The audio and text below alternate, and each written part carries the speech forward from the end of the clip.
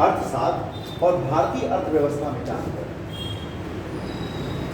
कोई भी जो अभी थोड़ा पढ़ा हो, आप बेटा और थोड़ा आगे तो आप एक प्रॉपर आवाज़ पहुँचेगी। अगर माइक का इस्तेमाल करूँगा तो मेरा दोनों हाथ बिजी हो जाएगा, है ना? तो हाथ जब फ्री होता है तो समझाने में आसानी होती है। इकोनॉमिक्स यानी अर्थशास्त्र और इंडियन इकोनॉमी में क्या डिफरेंस है? या इंडियन इकोनॉमी बोलो या यूएस इकोनॉमी बोलो या आप यूक्रेन इकोनॉमी बोलो या जापानीज इकोनॉमी बोलो, what is difference between economy and economics? इसमें थोड़ा बड़ा यही प्रॉब्लम होती है सर। पता नहीं है। हाँ, कुछ नहीं, गलत सही वो वर्ल्ड के पर्पज से पूरे वर्ल्ड का इकोनॉमी कैलकुलेट होता है, ये देश के पर्पज से सिर्फ एक स्पेसिफिक देश का। सर इकोनॉमी और इकोनॉमिक्स में ये मतलब थोड़ा बहुत पढ़े हैं, गलत कोई नहीं। इकोनॉमिक्स मतलब आप अध्ययन करेंगे और इकोनॉमी में आप उसका मतलब विश्लेषण देंगे, मतलब कहाँ की कैसी इकोनॉमी है। थोड़ा सा आप वहाँ तक पहुँचे हो बेटर है, ठीक है ना? देखो बोलने से चलो हम शुरू करते हैं। बहुत मोटा हो जा रहा है।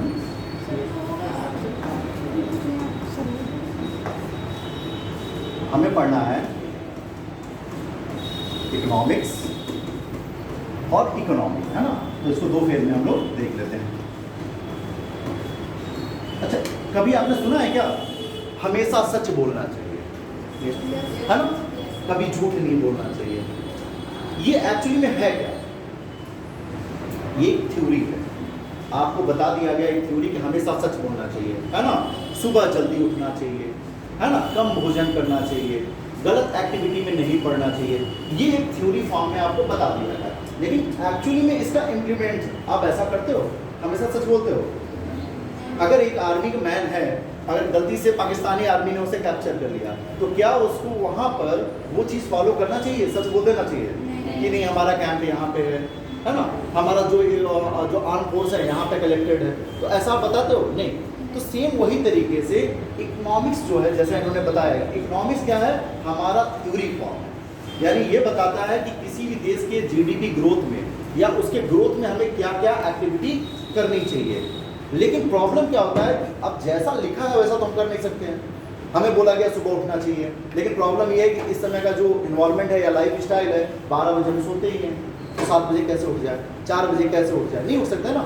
तो हमारा डिपेंड करता है कि हम सोते कितने बजे हैं, उस हिसाब से हम इम्प्लीमेंट में लाते हैं। तो सेम इसी तरीके से किसी भी देश की आर्थिक नीति को बढ़ाने के लिए जो भी थ्योरी फॉर्म है, जो भी अर्थशास्त्री हैं जो उन्होंने थ्योरेटिकल फॉर्म दिया है, अपने बातों को रखा है, अपना कोई भी चीज़ थ्योरी फॉर्म में दिया है, वही आपका बेटा इकोनॉमिक्स है।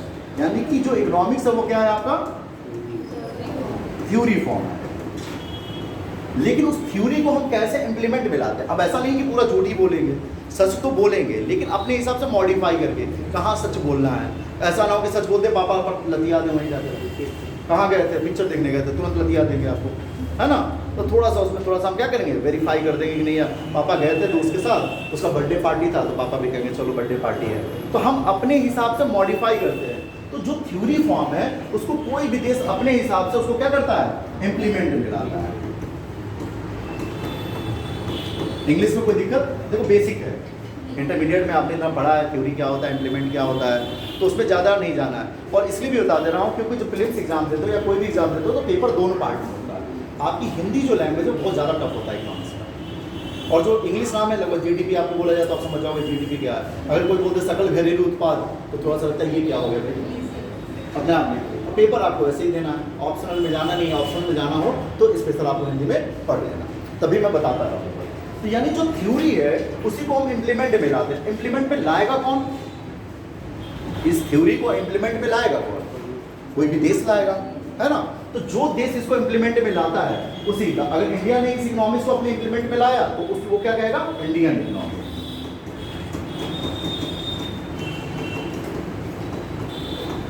यानी कि भारत की अर्थव्यवस्था। थ्योरी यही है, एडम स्मिथ ने जो थ्योरी दिया है उसी थ्योरी को हम फॉलो करेंगे, है ना?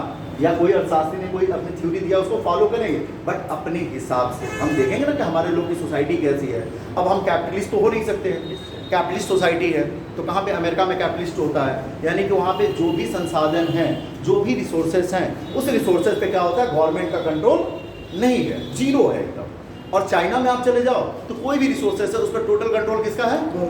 गवर्नमेंट का। और इंडिया में आते हो तो मिक्सचर है, कुछ गवर्नमेंट का भी है, कुछ कैपिटलिस्ट यानी कि इंडिविजुअल का भी होता है। तो हम अपने अपने हिसाब से हम उसको इम्प्लीमेंट में लाते हैं। जब इम्प्लीमेंट में लाते हैं तो वही हो जाता है हमारा इंडियन इकोनॉमी। अगर यूएस उसको इम्प्लीमेंट में लाता है तो यूएस इकोनॉमी, है ना। अगर जापानीज आएगा तो जापानीज इकोनॉमी, इटली लाएगा तो इटली इकोनॉमी। तो यानी कि हम एक बात समझते हैं कि इकोनॉमी एक थ्योरी फॉर्म है जिसके बारे में हमें बताता है कि कैसे हमें किसी भी देश को ग्रोथ पे लाना है, उसमें डेवलपमेंट कैसे होगा। बट प्रैक्टिकल इम्प्लीमेंट कोई भी देश उसे किस तरीके से करता है उसी को हम बोलते हैं इंडियन इकोनॉमी। अच्छा, इकोनॉमिक्स हमको 2 लेवल पे पढ़ना है, ये बेसिक है इसलिए बता दे रहा हूँ क्योंकि फिर इस बारे में बात नहीं होगी हमारी। इसको हम 2 लेवल पे पढ़ेंगे। लेवल जो होगा हमारा वो 2 लेवल होगा। एक लेवल होगा हमारा इंडिविजुअल और दूसरा होगा ग्रुप, है ना, ग्रुप पॉइंट ऑफ व्यू से या सोसाइटी पॉइंट ऑफ व्यू से। इंडिविजुअल मतलब यानी व्यक्तिगत तौर पे अर्थशास्त्र को जो अर्थशास्त्री ने जो फिलॉसफी दिया है, क्या हम पर्सनल लेवल पे इम्प्लीमेंट में लाते हैं कि नहीं लाते हैं? देश तो ला रहा है कंफर्म, तो तुम जान रहे हैं तभी हम पढ़ रहे हैं। क्या हम पर्सनल लेवल पे उसको इम्प्लीमेंट में लाते हैं? नहीं लाते हैं। दुकान खोले कैसे लाए? इन्वेस्टमेंट हुआ ना, हमने कैपिटल मार्केट में पर्सनली पैसा लगाया, इन्वेस्टमेंट किया ना। तो यही तो है इन्वेस्टमेंट इक्वल टू ग्रोथ। अगर हम इन्वेस्टमेंट करेंगे, हमारी सेविंग है, सेविंग को हम इन्वेस्टमेंट में डालेंगे, इन्वेस्टमेंट ऑटोमेटिक ग्रोथ होगा। अब वो डिपेंड आता है गुड्स में होता है या सर्विसेज में होता है, वो अभी हम जब आगे बढ़ेंगे तब देखेंगे। लेकिन एक बात तो है कि हम पर्सनल लेवल पे भी करते हैं। हमने दुकान लगाया, हमने ब्याज पे पैसे दे दिए, हमने कुछ गुड्स एंड सर्विस बना दिया और मार्केट में सेल कर दिया, चार्ट बना दिया, है ना, ठेले लगा लिए, तो पर्सनल लेवल पे कर रहे हैं। कोई पर्सनल लेवल पे जब हो रहा है तो वही होता है हमारा इंडिविजुअल लेवल, जिसको हम बोलेंगे माइक्रो इकोनॉमी। और जब हम ग्रुप या कंट्री, ग्रुप का मतलब है कि एक विशेष समूह को लेकर के चलेंगे या किसी देश को लेकर के चलते हैं तो उसको बोलते हैं मैक्रो इकोनॉमी। माइक्रो इकोनॉमी, और यही हमारा सिलेबस भी है बेटा। इसमें थोड़ा सा कहीं कहीं जरूरत पड़ेगा हमें माइक्रो का, तो हम धीरे धीरे उसको ऐड ऑन करेंगे। लेकिन जो हमारा बेसिक जो हमें पढ़ना है, जो हमारे क्लेम्स पॉइंट ऑफ व्यू से है, वो हमारा यही है माइक्रो इकोनॉमी। जिसमें आप देखोगे कि हमारे इंडियन, इसलिए हमें नाम दिया गया क्या? Indian economy. Indian economy individual होगा या ग्रुप होगा? माइक्रो में होगा। क्यों? क्योंकि भाई ये इंडिविजुअल नहीं हो सकता है, और ये जो करेगा वो कहीं ना कहीं इम्पैक्ट हम पे भी डालेगा। तो हमारा जो सिलेबस है वो सिलेबस का इंडिविजुअल ना होकर के हमारा ग्रुप डिस्कशन है, यानी कि हम माइक्रो इकोनॉमी को पढ़ेंगे। यहाँ तक किसी को कोई दिक्कत? इकोनॉमिक्स और इकोनॉमी में कोई डिफरेंस में कोई दिक्कत? एक थ्योरी है और उसको कोई भी देश किस तरीके से इम्प्लीमेंट में लाता है, यही हमारा इकोनॉमी है। जो देश लाएगा उसी की इकोनॉमी ऐड हो जाएगी। इंडिया अप्लाई कर रहा है इंडियन इकोनॉमी, यूएस करेगा यूएस। इकोनॉमिक्स को हम 2 लेवल पे पढ़ते हैं। एक लेवल है हमारा कौन सा है? एक है इंडिविजुअल लेवल, यानी व्यक्तिगत तौर पे हमने कोई शॉप खोल दिया, कोई दुकान खोल दिया, कोई कंपनी खोल दी, है ना, कोई चाट का दुकान लगा दिया, है ना। तो इस तरीके से वो इंडिविजुअल, वो हमारे लिए प्रॉफिट करेगा, हमारा ग्रोथ करेगा। और एक होता है हमारा कि group and society point of view से, जिसको माइक्रो इकोनॉमी बोलते हैं, जिसमें हम किसी देश के बारे में, किसी स्टेट के बारे में, किसी सोसाइटी के बारे में हम अध्ययन करते हैं। चलो आगे बढ़ें, देखते हैं कि देखो अब होता क्या है। हमारे लिए सबसे बड़ी प्रॉब्लम है कि किसी भी देश का ग्रोथ किस चीज़ पर डिपेंड करता है। कोई भी देश है तो वो ग्रोथ कैसे करेगा? मान लो हम ही लोग हैं, सब स्टूडेंट हैं, मान लो ये एक देश है, तो इस ग्रोथ कैसे करेंगे? कुछ गुड्स एंड सर्विस बनाएंगे, या तो गुड्स दें। देखो गुड्स मतलब वो चीज़ें जो आप, कार हो गई, एसी हो गया, बाइक हो गया, पंखा हो गया, टेलीविजन हो गया, है ना, स्मार्ट बोर्ड हो गया, ये हमारे गुड्स हो गए। सर्विस क्या है? जो मैं प्रोवाइड कर रहा हूँ आपको, सर्विस जो मैं आपको प्रोवाइड कर रहा हूँ, क्योंकि मैं आपको कुछ दे रहा हूँ नहीं, बट मेरे अंदर जो नॉलेज है वो नॉलेज मैं आपको क्या कर रहा हूँ? प्रोवाइड कर रहा हूँ। तो ये हो गया आपकी सर्विस। तो सर्विस हमेशा प्रोवाइड होती है, और गुड्स जो होता है वो प्रोड्यूस होता है। तो गुड्स एंड सर्विस, यही अगर किसी भी देश की गुड्स एंड सर्विस जितना मात्रा में अधिक होगा वो देश उतना ही ग्रोथ करेगा। इसलिए एग्जाम्पल में आप देखते होंगे कि एक बात चलती है जीडीपी। जिस देश की जीडीपी सबसे ज़्यादा होती है वो देश इकोनॉमिकल स्टेबल माना जाता है, बट ऐसा है नहीं। जब मैं पढ़ाऊंगा तो आपको समझ में आएगा कि जीडीपी से ज़्यादा इंपॉर्टेंट जीएनपी होता है हमारा। अगर हमारा जीडीपी बहुत हाई है, अभी हम वर्ल्ड के फोर्थ नंबर पे सबसे बड़े इकोनॉमिकल कंट्री हैं, बट पर कैपिटल इनकम से देखें तो हमारा पोजीशन अभी 121 है। यानी कि हम अभी बहुत गरीबी में जी रहे हैं। पर कैपिटल इनकम यानी कि हमारी जो कैपिटल इनकम है, यानी कि व्यक्तिगत तौर पे तो हम तो दुनिया के चौथे सबसे बड़े अमीर देश है, लेकिन नियमता देखा जाए तो पैसे आपके हाथ में हैं। कितने पॉकेट खर्च मिलते हैं आपको? कुछ नहीं। अमेरिका के बच्चे के जाकर देख लो, कर कहोगे सर वो तो बहुत आगे है, तो जापान को ले लो, जापान हमसे अभी आगे है। कनाडा को देख लो, कनाडा हमसे बहुत पीछे है, 11वें 12वें नंबर पे है। ब्राज़ील हमसे 12वें 13वें नंबर पे है, उनके पास ज़्यादा अच्छा इनकम है, पर कैपिटल इनकम में वो मुझसे आगे, और हम टक्कर किसको दे रहे हैं? बरमूडा को टक्कर दे रहे हैं। तो ये बाद में आपको बात समझ में आएगी, जो टेलीविजन पे लड़ाइयाँ चलती है ना जीडीपी को लेके कि वर्ल्ड की हम चौथी जीडीपी। देखो पहली बात, मैं टीचर हूँ, हो सकता है यहाँ पे आप लोग कोई भाई अलग अलग पार्टी होता है ना कि किसी भाई समाजवादी वाले हो, कोई भाजपा वाले हो सकता है, बट मेरा ऐसा कोई पॉइंट नहीं रहेगा कि अगर आपको लगेगा कि मैं जीडीपी की बुराई कर रहा हूँ तो मैं सोच रहा मैं मोदी विरोधी हूँ। पहली बात, क्योंकि मैं टीचर हूँ, ठीक है ना। जो सही होगा वही बताऊँगा, जो गलत होगा मैं उसका पक्ष कभी नहीं लूँगा। जहाँ मनमोहन जी अच्छा काम किए हैं आएगा बताऊँगा, जहाँ पे वो गलत करेंगे मैं वो भी बताऊँगा, क्योंकि भाई हमें इकोनॉमी पढ़ानी है तो हर प्राइम मिनिस्टर के टाइम फ्रेम में क्या क्या इकोनॉमी रही है उसको हमें लेके चलना है। जैसे आपको लगता है कि वर्ल्ड की चौथी इकोनॉमी हो गए तो हम बहुत पावरफुल कंट्री हो गए, नहीं ऐसा नहीं है। जीडीपी डिपेंड किस पे करता है, ये जब हम जीडीपी वाला चैप्टर पढ़ेंगे उसमें हमको समझ में आ जाएगा कि जीडीपी जरूरी है कि जीएनपी जरूरी है। खैर चलिए आते हैं, तो हमारी सबसे बड़ी प्रॉब्लम है कि गुड्स एंड सर्विस। तो गुड्स एंड सर्विस में 3 सेंट्रल प्रॉब्लम आती है कि क्या बनाया जाए। भाई सिंपल सी बात है ना कि हम भी दुकान खोलना सोचते हैं तो सोचते हैं कौन सी दुकान खोला जाए, कॉस्मेटिक खोला जाए, हाँ लड़कियां बहुत कॉस्मेटिक यूज करती हैं, पैसा अच्छा आएगा, है ना। लड़कों कपड़े का दुकान नहीं यार, एक बार कपड़ा पहनते हैं उसके बाद पता चलेगा दिवाली में खरीदेंगे, फिर पता चलेगा वही कपड़ा शादी में भी पहनेंगे वही कपड़ा। तो ये हमारे सबसे बड़ी समस्या होती है, ये हमारे व्यक्तिगत तौर पर बता रहा हूँ, लेकिन देश को भी सोचना पड़ता है कि क्या हम प्रोड्यूस करें कि जो मार्केट में, वर्ल्ड मार्केट में हमारा बिके। तो सबसे बड़ी प्रॉब्लम हमारे लिए जो सेंट्रल प्रॉब्लम है वो क्या है?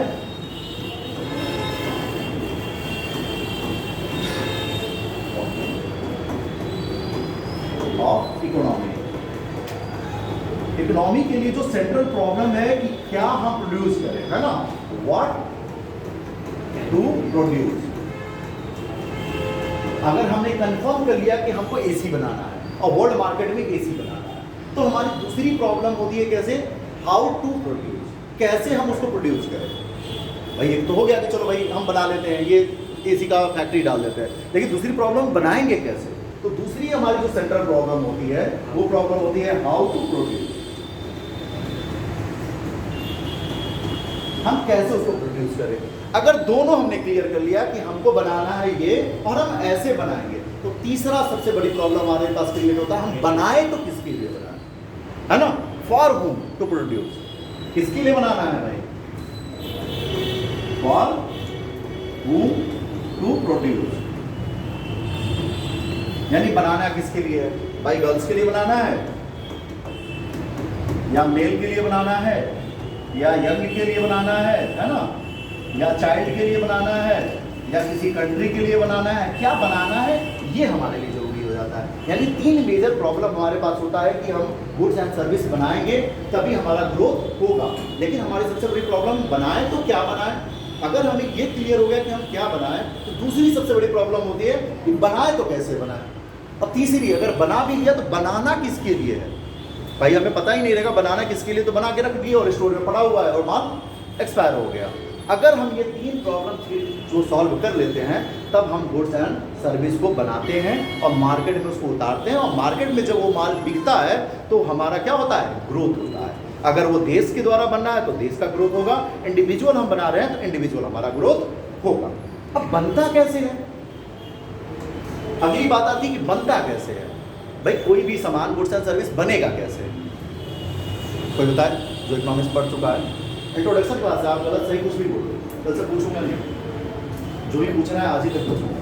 कच्चा माल लगेगा, सामान लगेगा, कैसा सामान लगेगा, जैसे कुछ रॉ मटेरियल हो गया, उसका रॉ मटेरियल हो गया, ठीक है, और ऊर्जा के लिए बिजली लगेगी, पूंजी लगेगा, बढ़िया, और परिवहन लगेगा कि जिससे उसको सस्ता में उसको बन जाए और लागत अधिक आए उसकी। ये तो हो गया हमारा बेसिक के तौर पे कि हमें लगा कि बिजली लगेगा, है ना, हमारे लिए रूम लगेगा, लेकिन इकोनॉमिक्स के लैंग्वेज में हमें क्या क्या चाहिए, पूंजी चाहिए, एक पॉइंट हो गया पूंजी आपका, और कुछ श्रम चाहिए यानी लेबर, भूमि यानी लैंड चाहिए, और उद्यमी या व्यवसायी, इंटरप्रेन्योर, है ना, इंटरप्रेन्योर की बात आप कर रहे हो। यही 4 होते हैं। 4 अगर किसी भी देश के पास अगर ये रिसोर्सेस हैं तो आप काम कर सकते हो। इकोनॉमिक्स है ही क्या, देखो कहीं बोरिंग लगे तो बता देना बेटा, ठीक है ना। बोरिंग ऐसे ही होता नहीं है, बहुत आप आराम से 45 दिन पढ़ लो, इकोनॉमिक्स कंप्लीट। उसके ज़्यादा आपको पढ़ना भी नहीं है, न एक कदम आगे बढ़ना न एक कदम पीछे, बहुत इजी सिलेबस होता है। इकोनॉमिक्स में हम पढ़ते क्या है, ये ब्रांच ऑफ स्टडी है, branch of study. What branch of study? Resources. हाँ बेटा, साइन कर रहे हो? विंडो क्लोज करेंगे, साइन होगा, बोर्ड साइन होगा। अच्छा, ये विंडोज क्लोज कर रहे हैं। अच्छा नहीं, मुझे भी चाहिए था एक्चुअली, आवाज़ बहुत आ रही है। अब ठीक है, इकोनॉमिक्स है क्या? Branch of study. ऐसा नहीं है कि बस ब्रांच ऑफ स्टडी है, मैनेजिंग ऑफ रिसोर्सेज है, ठीक है, मैनेजिंग ऑफ रिसोर्सेज, डिस्ट्रीब्यूशन, सब चीज़ें, लेकिन बारी बारी से समझेंगे। अभी हम बेसिक पे हैं, तो इकोनॉमिक्स हमारा क्या है? Branch of study of resources. तो व्हाट रिसोर्सेज, किसी भी देश के पास क्या क्या रिसोर्सेज हैं, क्योंकि रिसोर्सेज से ही क्या बनता है? गुड्स एंड सर्विस बनता है। कोई भी सामान बनेगा रिसोर्स से बनेगा, कोई भी सर्विस प्रोवाइड करेंगे रिसोर्स से बनेगा। तो किसी भी देश के पास, चाहे वो इंडिया हो, यूएस हो, इटली हो, जापान हो, नेपाल हो, एक छोटा देश, बड़े से बड़े देश के पास 4 रिसोर्सेज होते हैं। पहला होता है लैंड यानी कि भूमि, दूसरा लेबर, लेबर की स्पेलिंग LABOR भी लिख सकते हो, LABOUR भी लिख सकते हो। जैसे कलर की स्पेलिंग COLOR होता है और COLOUR भी होता है, मैटर नहीं करेगा, वो फ्रेंच और अमेरिकन इंग्लिश का लैंग्वेज है। लैंड चाहिए, लेबर चाहिए और क्या चाहिए? तो हमें कैपिटल चाहिए, बिना पैसे का तो कुछ होने वाला नहीं है। अच्छा, ये सब चीज़ों का यूज करेगा कौन? तो हमारा व्यवसाय, एंटरप्रेन्योर,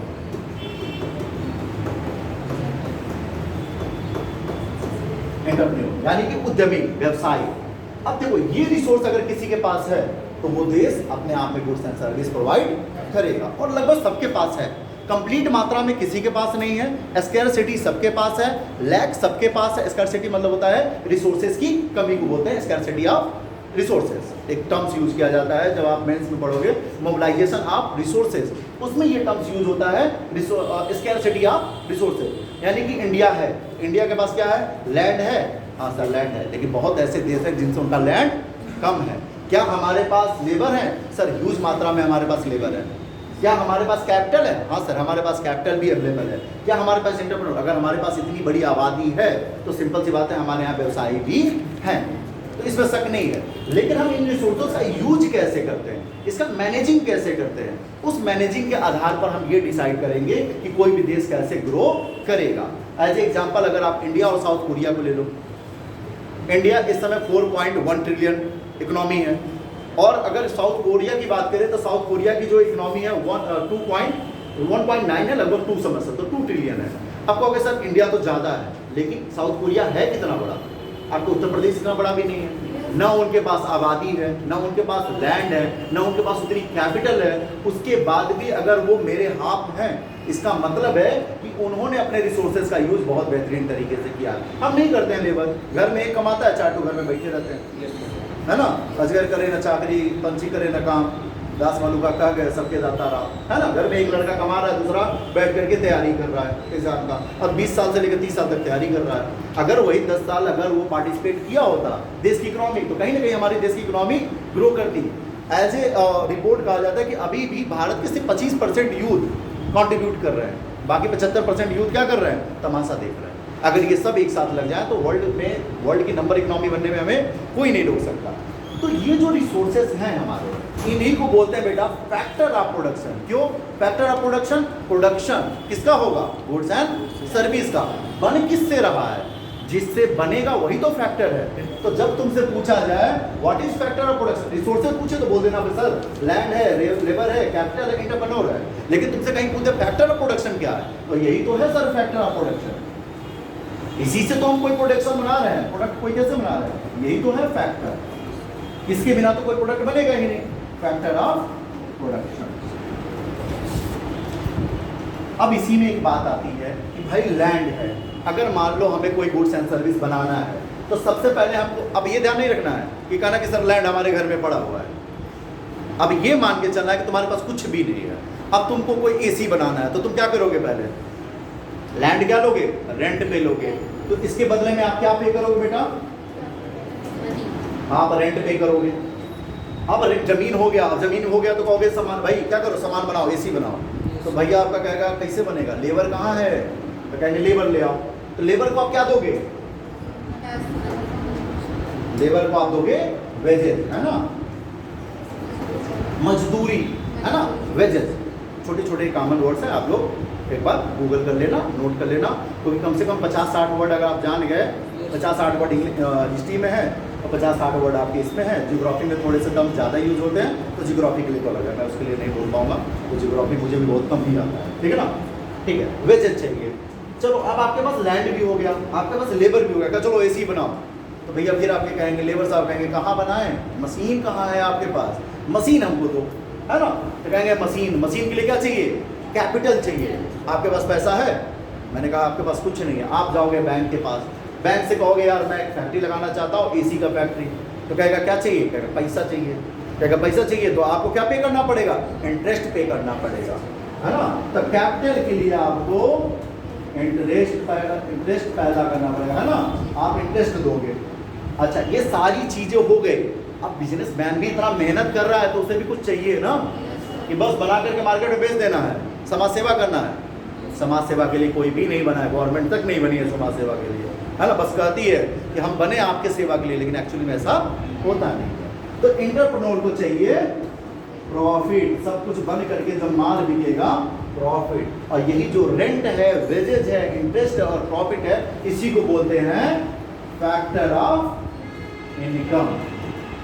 फैक्टर ऑफ इनकम। अब आपको फैक्टर ऑफ प्रोडक्शन में कोई दिक्कत होगी? फैक्टर ऑफ प्रोडक्शन में वो फैक्टर जिनसे प्रोडक्शन होता है, जिससे प्रोडक्ट बनते हैं, जिससे गुड्स एंड सर्विस बनती है, कौन है वो? लैंड है, लेबर है, कैपिटल है, एंटरप्रेन्योर है। इससे हमारा बन जाएगा गुड्स एंड सर्विस, मार्केट में उतार देंगे। लेकिन उसके बदले में फैक्टर ऑफ इनकम क्या है? तो भाई लैंड से हमें रेंट मिला, है ना, वेजेस से मिला, है ना, लेबर को वेजेस मिल गया, कैपिटल से हमको इंटरेस्ट मिल गया और एंटरप्रेन्योर को प्रॉफिट मिला। यही हमारा फैक्टर ऑफ इनकम कहा जाता है इंडियन इकोनॉमी में, किसी भी देश का। अच्छा, एक सवाल है, कोई जवाब देगा मुझे? अभी तक मान लो एक लड़का है, उसने एक दुकान डाली, जो उसके घर में ही दुकान है, ऐसा नहीं है कि बाहर का दुकान है, और दुकान उसने खोल दिया, उसको कोई भी रेंट पे नहीं करना पड़ा है उसके लिए। उसने सामान मार्केट से लाया 4000 का, और मार्केट में उसको सेल भी कर दिया 4000 का, ज़्यादा नहीं, 4000 का लाया और 4000 का सेल कर दिया एक महीने में। और उस दुकान पे वो खुद बैठ रहा है, वो प्रॉफिट में है या लॉस में? लॉस। क्यों लॉस में है? 4000 का सामान लाया और 4000 में बेच दिया, तो लॉस कैसे हुआ? मैथमेटिकल लॉस तो नहीं है, लेकिन अगर इकोनॉमिकल देखा जाए तो इकोनॉमिक्स की भाषा में तो लॉस है। अगर वो अपने दुकान को किसी को रेंट पे दिया होता तो उसका पैसा मिला होता, एक महीने कहीं वो ड्यूटी किया होता तो उसको अपने का भी पैसा मिला होता। तो पहले वो दुकान खोलते समय कहते यार ना प्रॉफिट है ना लॉस है। क्यों नहीं है भाई? एक महीने से बैठे तो हो तुम, अगर कहीं स्कूल में पढ़ा रहे हो तो 10,000 मिल गया होता, किसी के यहाँ काम कर रहे हो तो 15,000 रुपये मिल गया, तुम्हारे दुकान में तो 0 रुपये तुमको मिला है। तो जब भी आप प्रॉफिट या लॉस का गेनिंग करो कि कितना प्रॉफिट हुआ, कितना गेन हुआ, तो खुद को भी इंक्लूड करो, और अगर तुम्हारी जमीन है तो उसको भी ऐड करो। अगर वो जमीन किसी को दिए होते तो बदले में वो रेंट आपको दिया होता। तो ये थोड़ा सा आपको मैथ और इकोनॉमिक्स में डिफरेंशिएट करना पड़ेगा। यहाँ तक किसी को कोई दिक्कत नहीं? अच्छा, यही जो फैक्टर ऑफ प्रोडक्शन है बेटा, यही बनाता है आपका गुड्स एंड सर्विसेज। अब गुड्स क्या होता है, सर्विस क्या होता है, सबको पता है। गुड्स जो भी सामान मार्केट में आ रहा है वो आपका गुड्स है, चाहे कार है, एसी है, पंखा है, टेलीविजन है, जो भी चीज़ है, एरोप्लेन है। और सर्विसेज क्या है? जैसे मेडिकल सर्विस आपको प्रोवाइड कर दिया, एजुकेशनल सर्विस आपको प्रोवाइड कर दिया, इंफॉर्मेशन आप तक पहुंचा दिया, ये सब क्या होते हैं? सर्विसेज होते हैं। सर्विसेज के लिए भी ये चाहिए। एग्जाम्पल के तौर पे मैं सर्विस प्रोवाइड कर रहा हूँ ना, कैसे प्रोवाइड हो रहा है? सरकार ने लैंड लिया, अब योदय योजना मुख्यमंत्री योजना है, गवर्नमेंट की योजना है, लैंड, इस स्कूल को एक्वायर किया, ये 2 रूम या 1-2 रूम को एक्वायर किया, लैंड हो गया। लेबर, इट मीन्स मी, मैं लेबर हूँ, है ना।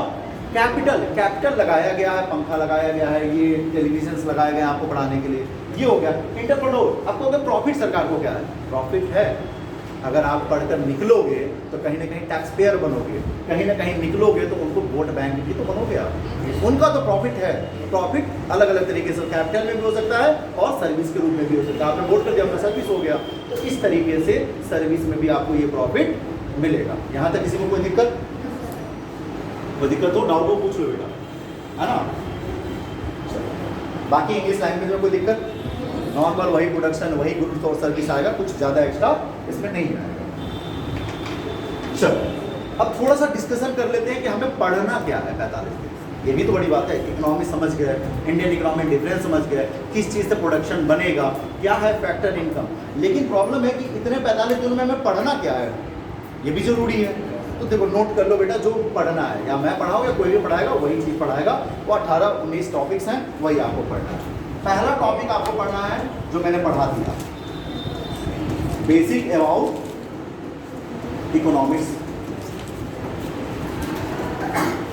ये अभी आपने पढ़ लिया, बेसिक इतना ही जानना है। अभी थोड़ा सा पढ़ेंगे, फैक्टर्स पढ़ेंगे उसमें, उसको देखते हैं थोड़ी देर बाद। दूसरा टॉपिक आपका होगा बेटा जीडीपी कैलकुलेशन। जो जीडीपी आज में पढ़ेंगे, कैलकुलेशन में पढ़ेंगे जीडीपी कैलकुलेशन। इसी में जीडीपी, जीएनपी, एनएमपी सब पढ़ेंगे, उसमें लिंक कुछ नहीं है। तीसरा जो टॉपिक होगा हमारा होगा banking and finance. Banking and finance. Banking और फाइनेंस में क्या पढ़ना है आपको, जैसे कि बैंक रेट क्या होता है, रेपो रेट क्या होता है, रिवर्स रेपो रेट क्या होता है, सीआरआर क्या होता है, एसएलआर क्या होता है, ठीक है ना। किसी भी सेक्टर में कितने पैसे लगाए क्यों जाते हैं, एजुकेशनल सेक्टर में कितना पैसा लगाना, वो सारी चीज़ें हम यहाँ पर पढ़ेंगे बैंकिंग और फाइनेंस में। चौथा टॉपिक आपका रहेगा physical policy. Physical policy and government budgeting,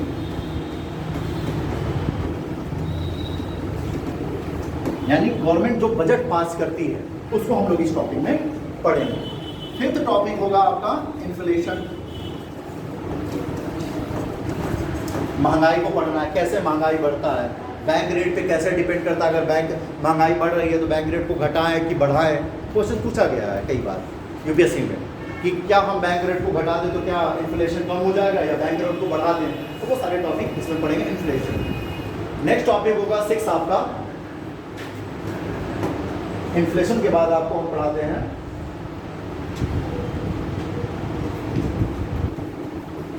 foreign investment and trade, यानी फॉरेन इन्वेस्टमेंट भी पढ़ना। अच्छा छठवां टॉपिक, इसको छठवां टॉपिक कर देना। छठवां टॉपिक पढ़ लेते हैं, अपना ही टॉपिक है कैपिटल मार्केट। कैपिटल या शेयर मार्केट, नाम सुने होंगे, सब लोग पैसा लगाते हैं, खूब पैसा कमाते हैं और बहुत लोग फकीर हो जाते हैं। कैपिटल मार्केट या शेयर मार्केट। सेवेंथ टॉपिक होगा आपका foreign investment and foreign trade. अगला टॉपिक होगा 8वां जो आपका टॉपिक होगा वो होगा फॉरेन एक्सचेंज। 9th टॉपिक होगा आपका कन्वर्टिबिलिटी ऑफ करेंसी। ये जो डॉलर से एक्सचेंज करते हो आप लोग, है ना, कैसे पैसे से डॉलर में कन्वर्ट होता है, कन्वर्ट डॉलर से कैसे हम, है ना, अदर रुपीज़ में किसी अदर कंट्री में, तो हमें तो स्पेशली इंडियन रुपीज़ में कन्वर्ट कैसे करना है उसके बारे में। ये टोटल टॉपिक हमको पढ़ना है एक बार। इसके बाद जब सेकेंड फेज हम शुरू करेंगे तो उसमें आपको वही पढ़ना है land reforms, agriculture, international organization, subsidies, food security, है ना, इंडस्ट्रीज, ये सारे टॉपिक्स हम इसके बाद पढ़ेंगे। नोट कर देना, इसको नोट कर लो आप लोग।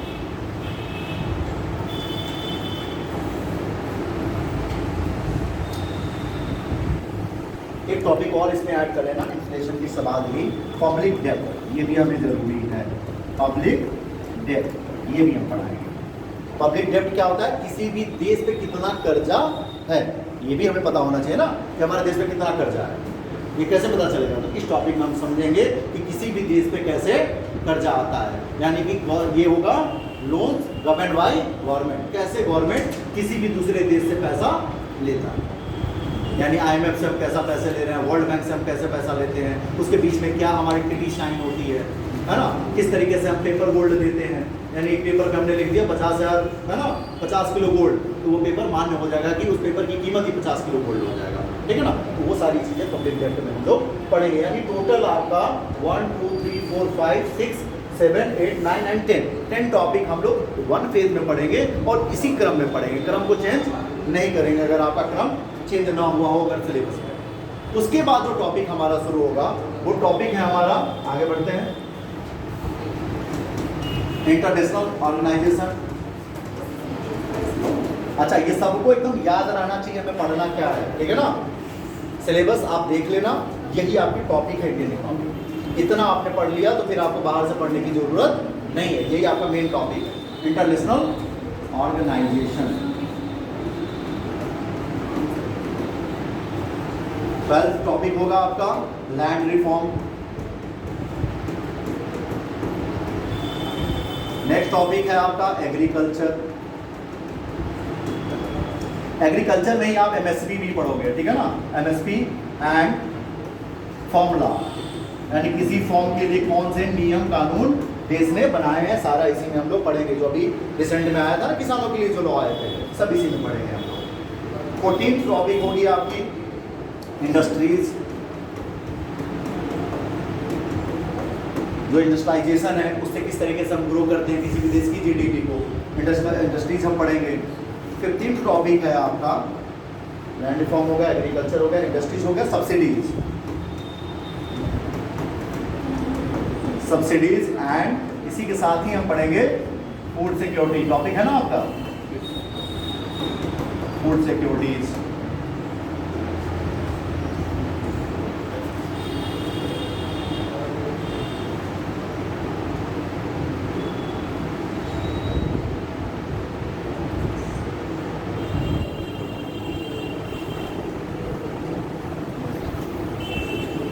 बाकी इसके बाद जो 2-3 टॉपिक रहेगा उसको हम लोग देखेंगे, ठीक है ना, उसी के बीच में जो भी चीज़ें ऐड ऑन हो जाएगा उसको हम लोग पढ़ेंगे। इतने 15 टॉपिक लगभग आपको सबको पढ़ना है, ठीक है ना। उसी में मंदी उंदी सब कुछ आ जाएगा। इन्फ्लेशन जब पढ़ेंगे तो हम मंदी को भी पढ़ लेंगे उसमें।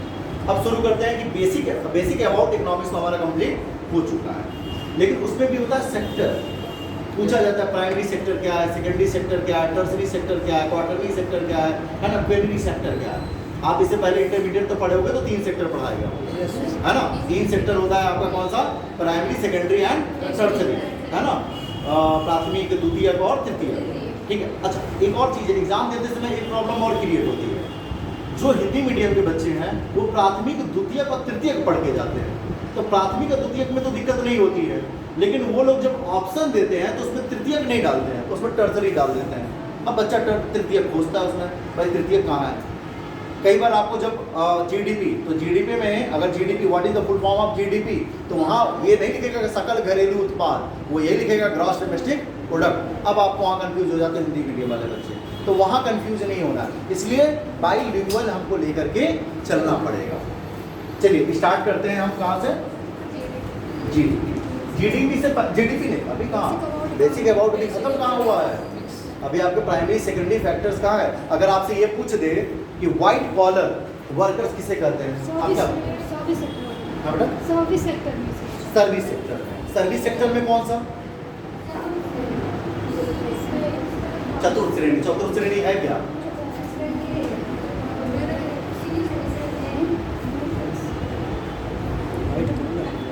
तृतीयक को ही बोलते हैं। तृतीयक की जो है आपका टर्सरी जो है ना, प्राइमरी को हम बोलेंगे रेड कॉलर वर्कर, सेकेंडरी को हम बोलेंगे ब्लू कॉलर वर्कर, है ना, और जो तीसरा है सर्विस। 3 ही मेन होता है, ठीक है ना। लेकिन सर्विस को हमने बाद में 2 डिफरेंशिएशन और कर दिया है, क्वार्टरली। क्यों, रीजन क्या है कि सर्विस में भी एक तरह की सर्विसेज नहीं है, सर्विसेज है जो हम भी दे रहे हैं।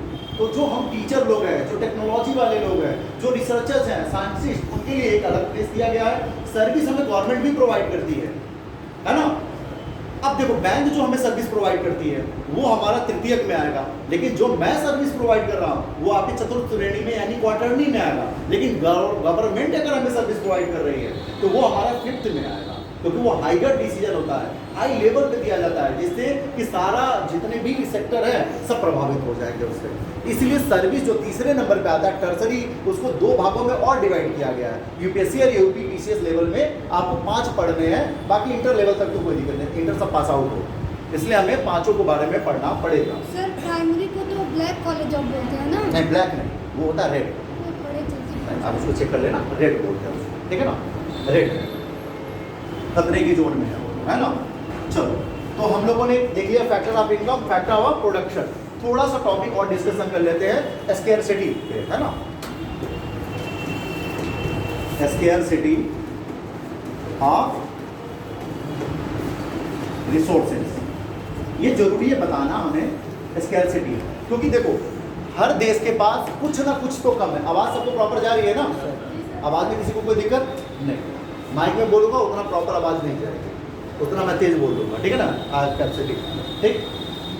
स्कैरसिटी का मतलब है कि जो भी देश है सबके पास रिसोर्सेज अवेलेबल हैं, बट रिसोर्स इतना नहीं है कि खत्म ही ना हो। किसी के पास लैंड कम है तो किसी के पास लेबर कम है, किसी के पास कैपिटल कम है तो किसी के पास एंटरप्रेन्योर कम है।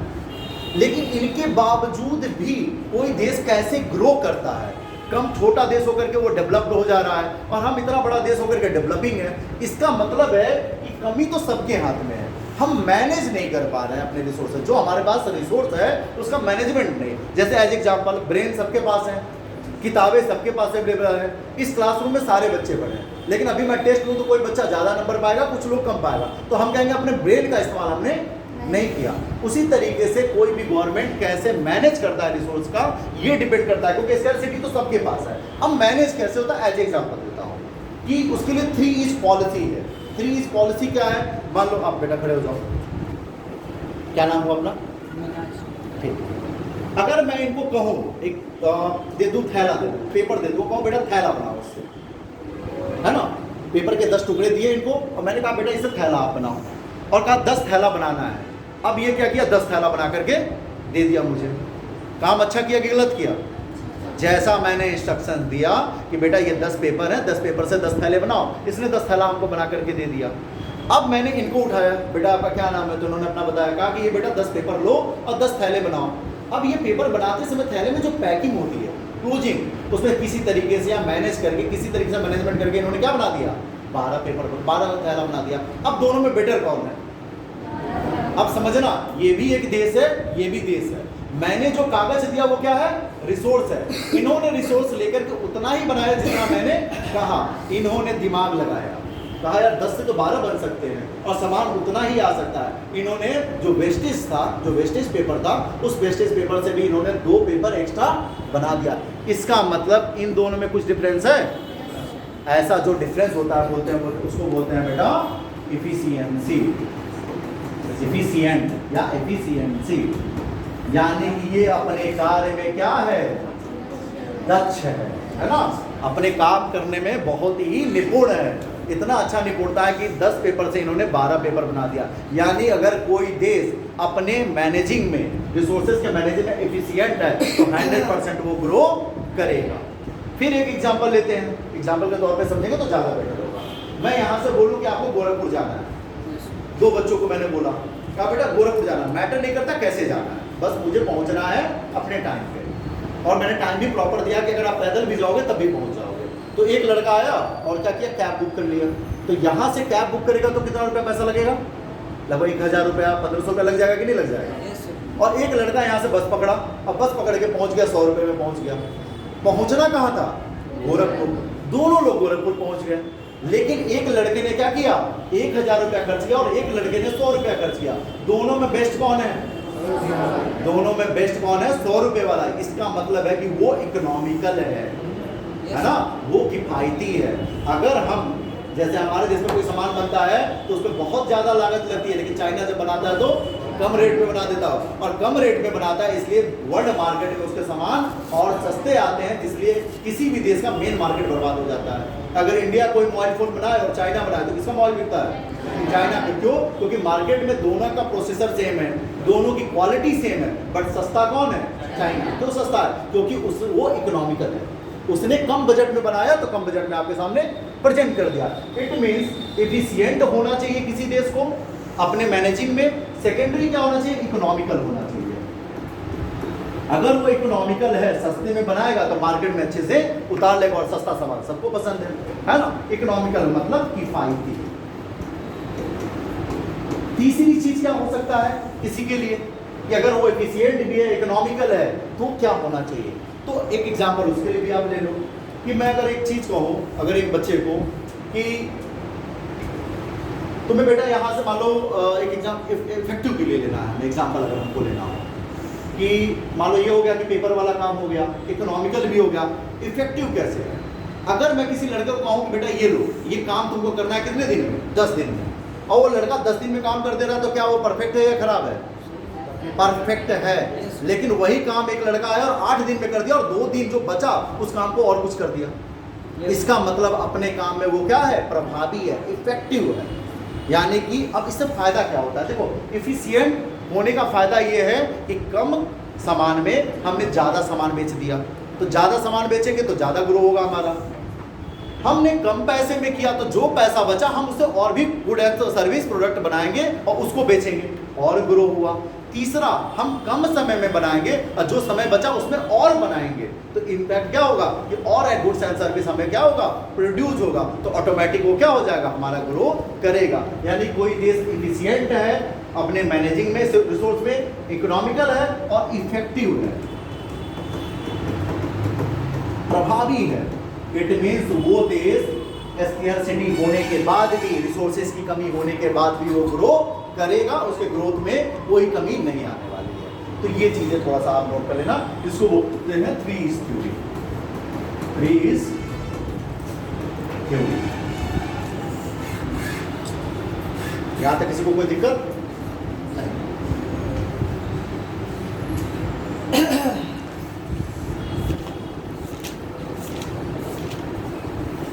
किताबी वाला नहीं पढ़ाना पड़ेगा, जो प्रैक्टिकल इम्प्लीमेंटेशन है वही पढ़ाऊँ।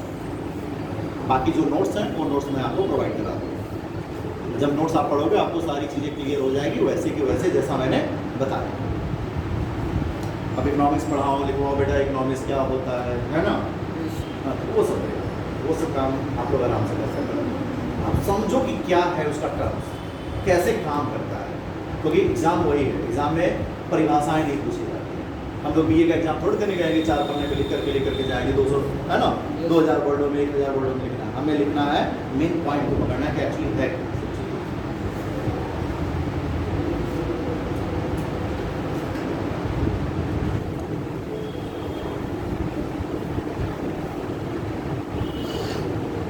आगे बढ़े। अब थोड़ा सा एक बेसिक अबाउट में, फिर जीडीपी में जाने से पहले जीडीपी याद लेकर चलो हम लोगों को कितने बजे तक 1:30 बजे क्लास हुआ है ना, 3 बजे तक अभी टाइम है। मैं टाइम लॉस करूँगा नहीं ज़्यादा। अब थोड़ा सा देख लेते हैं फैक्टर ऑफ इकोनॉमिक्स। कौन कौन से फैक्टर हैं इकोनॉमिक्स के, या सेक्टर ऑफ इकोनॉमिक्स समझ लो, sector of economics, sector of economy. अब सेक्टर ऑफ इकोनॉमी में भी देखो बेसिस है, किस बेस पे आप पूछ रहे हैं सर, इस पे डिपेंड करता है कि कौन कौन से सेक्टर है जो इकोनॉमिक्स में काम करता है, गुड्स एंड सर्विस जो है। तो देखो एक तो है एक्टिविटी बेस पे, मैं इसको ले लेता हूँ 3 बार। एक हो गया हमारा, इसका जो बेस होगा क्या होगा? बेस होगा एक्टिविटी के आधार पे। दूसरा ले लेते हैं हम लोग वर्किंग के आधार पे, और तीसरा हम ले लेंगे जो हमारा हो जाएगा ऑनरशिप के आधार पे। कौन कौन से सेक्टर हैं ऑनरशिप के आधार पे? तो एक्टिविटी के आधार पे जैसा आपने बताया था, एक्टिविटी में वही है कि गुड्स एंड सर्विस कौन कौन तरीके से प्रोवाइड हो रहे हैं, कैसे माइनिंग हो रही है, कैसे फिशिंग हो रही है, कैसे कार बन रहे हैं, कैसे टेक्नोलॉजी हो रही है, कैसे सर्विस प्रोवाइड हो रही है, कैसे गवर्नमेंट्स अपने नियम लगा रहे हैं, ठीक है ना, कैसे एक साइंटिस्ट क्या कर रहा है, इनोवेशन कर रहा है, वो सारी जो एक्टिविटी है इस आधार पर आएगी। उसमें हमारे 5 हैं। पहला कौन सा है? पहला हमारा प्राइमरी सेक्टर लिख लेना, मैं आगे नहीं लिख रहा हूँ। सेकेंडरी सेक्टर, थर्ड होगा टर्सरी, टर्सरी सेक्टर। फोर्थ होगा हमारा क्वार्टरली सेक्टर, और लास्ट होगा क्वीनरी, है ना, quinary sector, QUINARY, quinary sector, ठीक है ना। वर्किंग के आधार पे हमारे दो सेक्टर हैं, एक हमारा है ऑर्गेनाइज सेक्टर।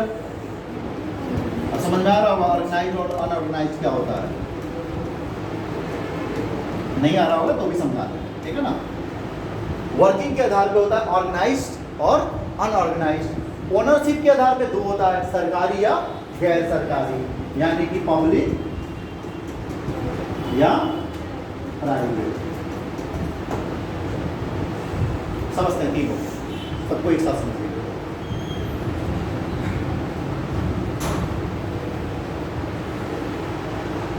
यानी एक्टिविटी के आधार पे हमारे पास 5 सेक्टर है ना, 5 तरीके से, primary, secondary, tertiary, quarterly and quinary. Working के आधार पे organize and unorganized and ownership के आधार पे हमारा हो जाएगा पब्लिक एंड प्राइवेट। बस इतनी बातें हमको समझना है, फिर हम लोग जीडीपी की तरफ मूव करेंगे। बाकी कुछ चीज़ें रहेगी बीच में हम लोग ले लेंगे। जीडीपी में चलना टॉपिक कम है आप लोगों के पास।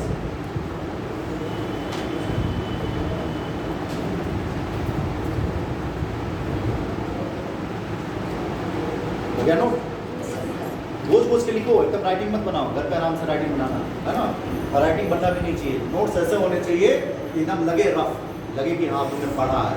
कचड़े के मामले नोट्स बहुत सुंदर होता है तो वो सेफली रखा जाता है, सेफ में। रद्दी हमेशा काम आता है, घर में वही नालायक बच्चा काम आता है जो रद्दी होता है, बाकी तो सब विदेश में कमा रहे हैं, है ना, वो तो पूछने भी नहीं आते हैं, तो रद्दी बनो, ठीक है ना।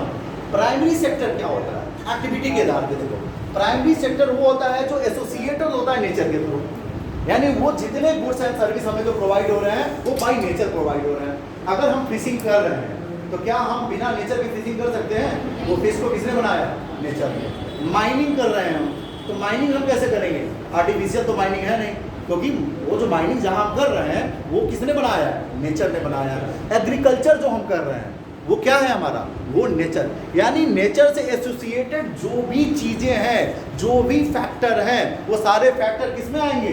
प्राइमरी में। एग्जांपल के लिए एग्रीकल्चर, फिशिंग, पोल्ट्री, है ना, आपका आप ले लो बी कीपिंग, मधुमक्खी पालन जो आप कर रहे हो, ये सारे क्या है? ये सब नेचुरल रिसोर्सेज है। नेचुरल रिसोर्सेज के थ्रू ही जो भी फैक्टर्स आएंगे, जो भी काम होंगे, वो किस में आएंगे? प्राइमरी। और इनको करने वाले वर्कर को बोलते हैं रेड कॉलर, डबल एल रहेगा, कॉलर वर्कर। लिखना हो शॉर्ट में लिख लेना, प्राइमरी में एसोसिएटेड विद नेचर, बस शॉर्ट में, बहुत लंबा नहीं लिखना है कि जिसके द्वारा हम नेचुरल, ये सब नहीं, आप अपने समझने के लिए लिख लेना एसोसिएटेड विद नेचर। जो भी नेचर से जुड़ा हुआ है वो सारे सेक्टर किस में आएंगे? प्राइमरी सेक्टर में। एसोसिएटेड विद नेचर, बस इतना ही जानना है। जो भी नेचर से जुड़ा हुआ है वो सब प्राइमरी सेक्टर में आएगा।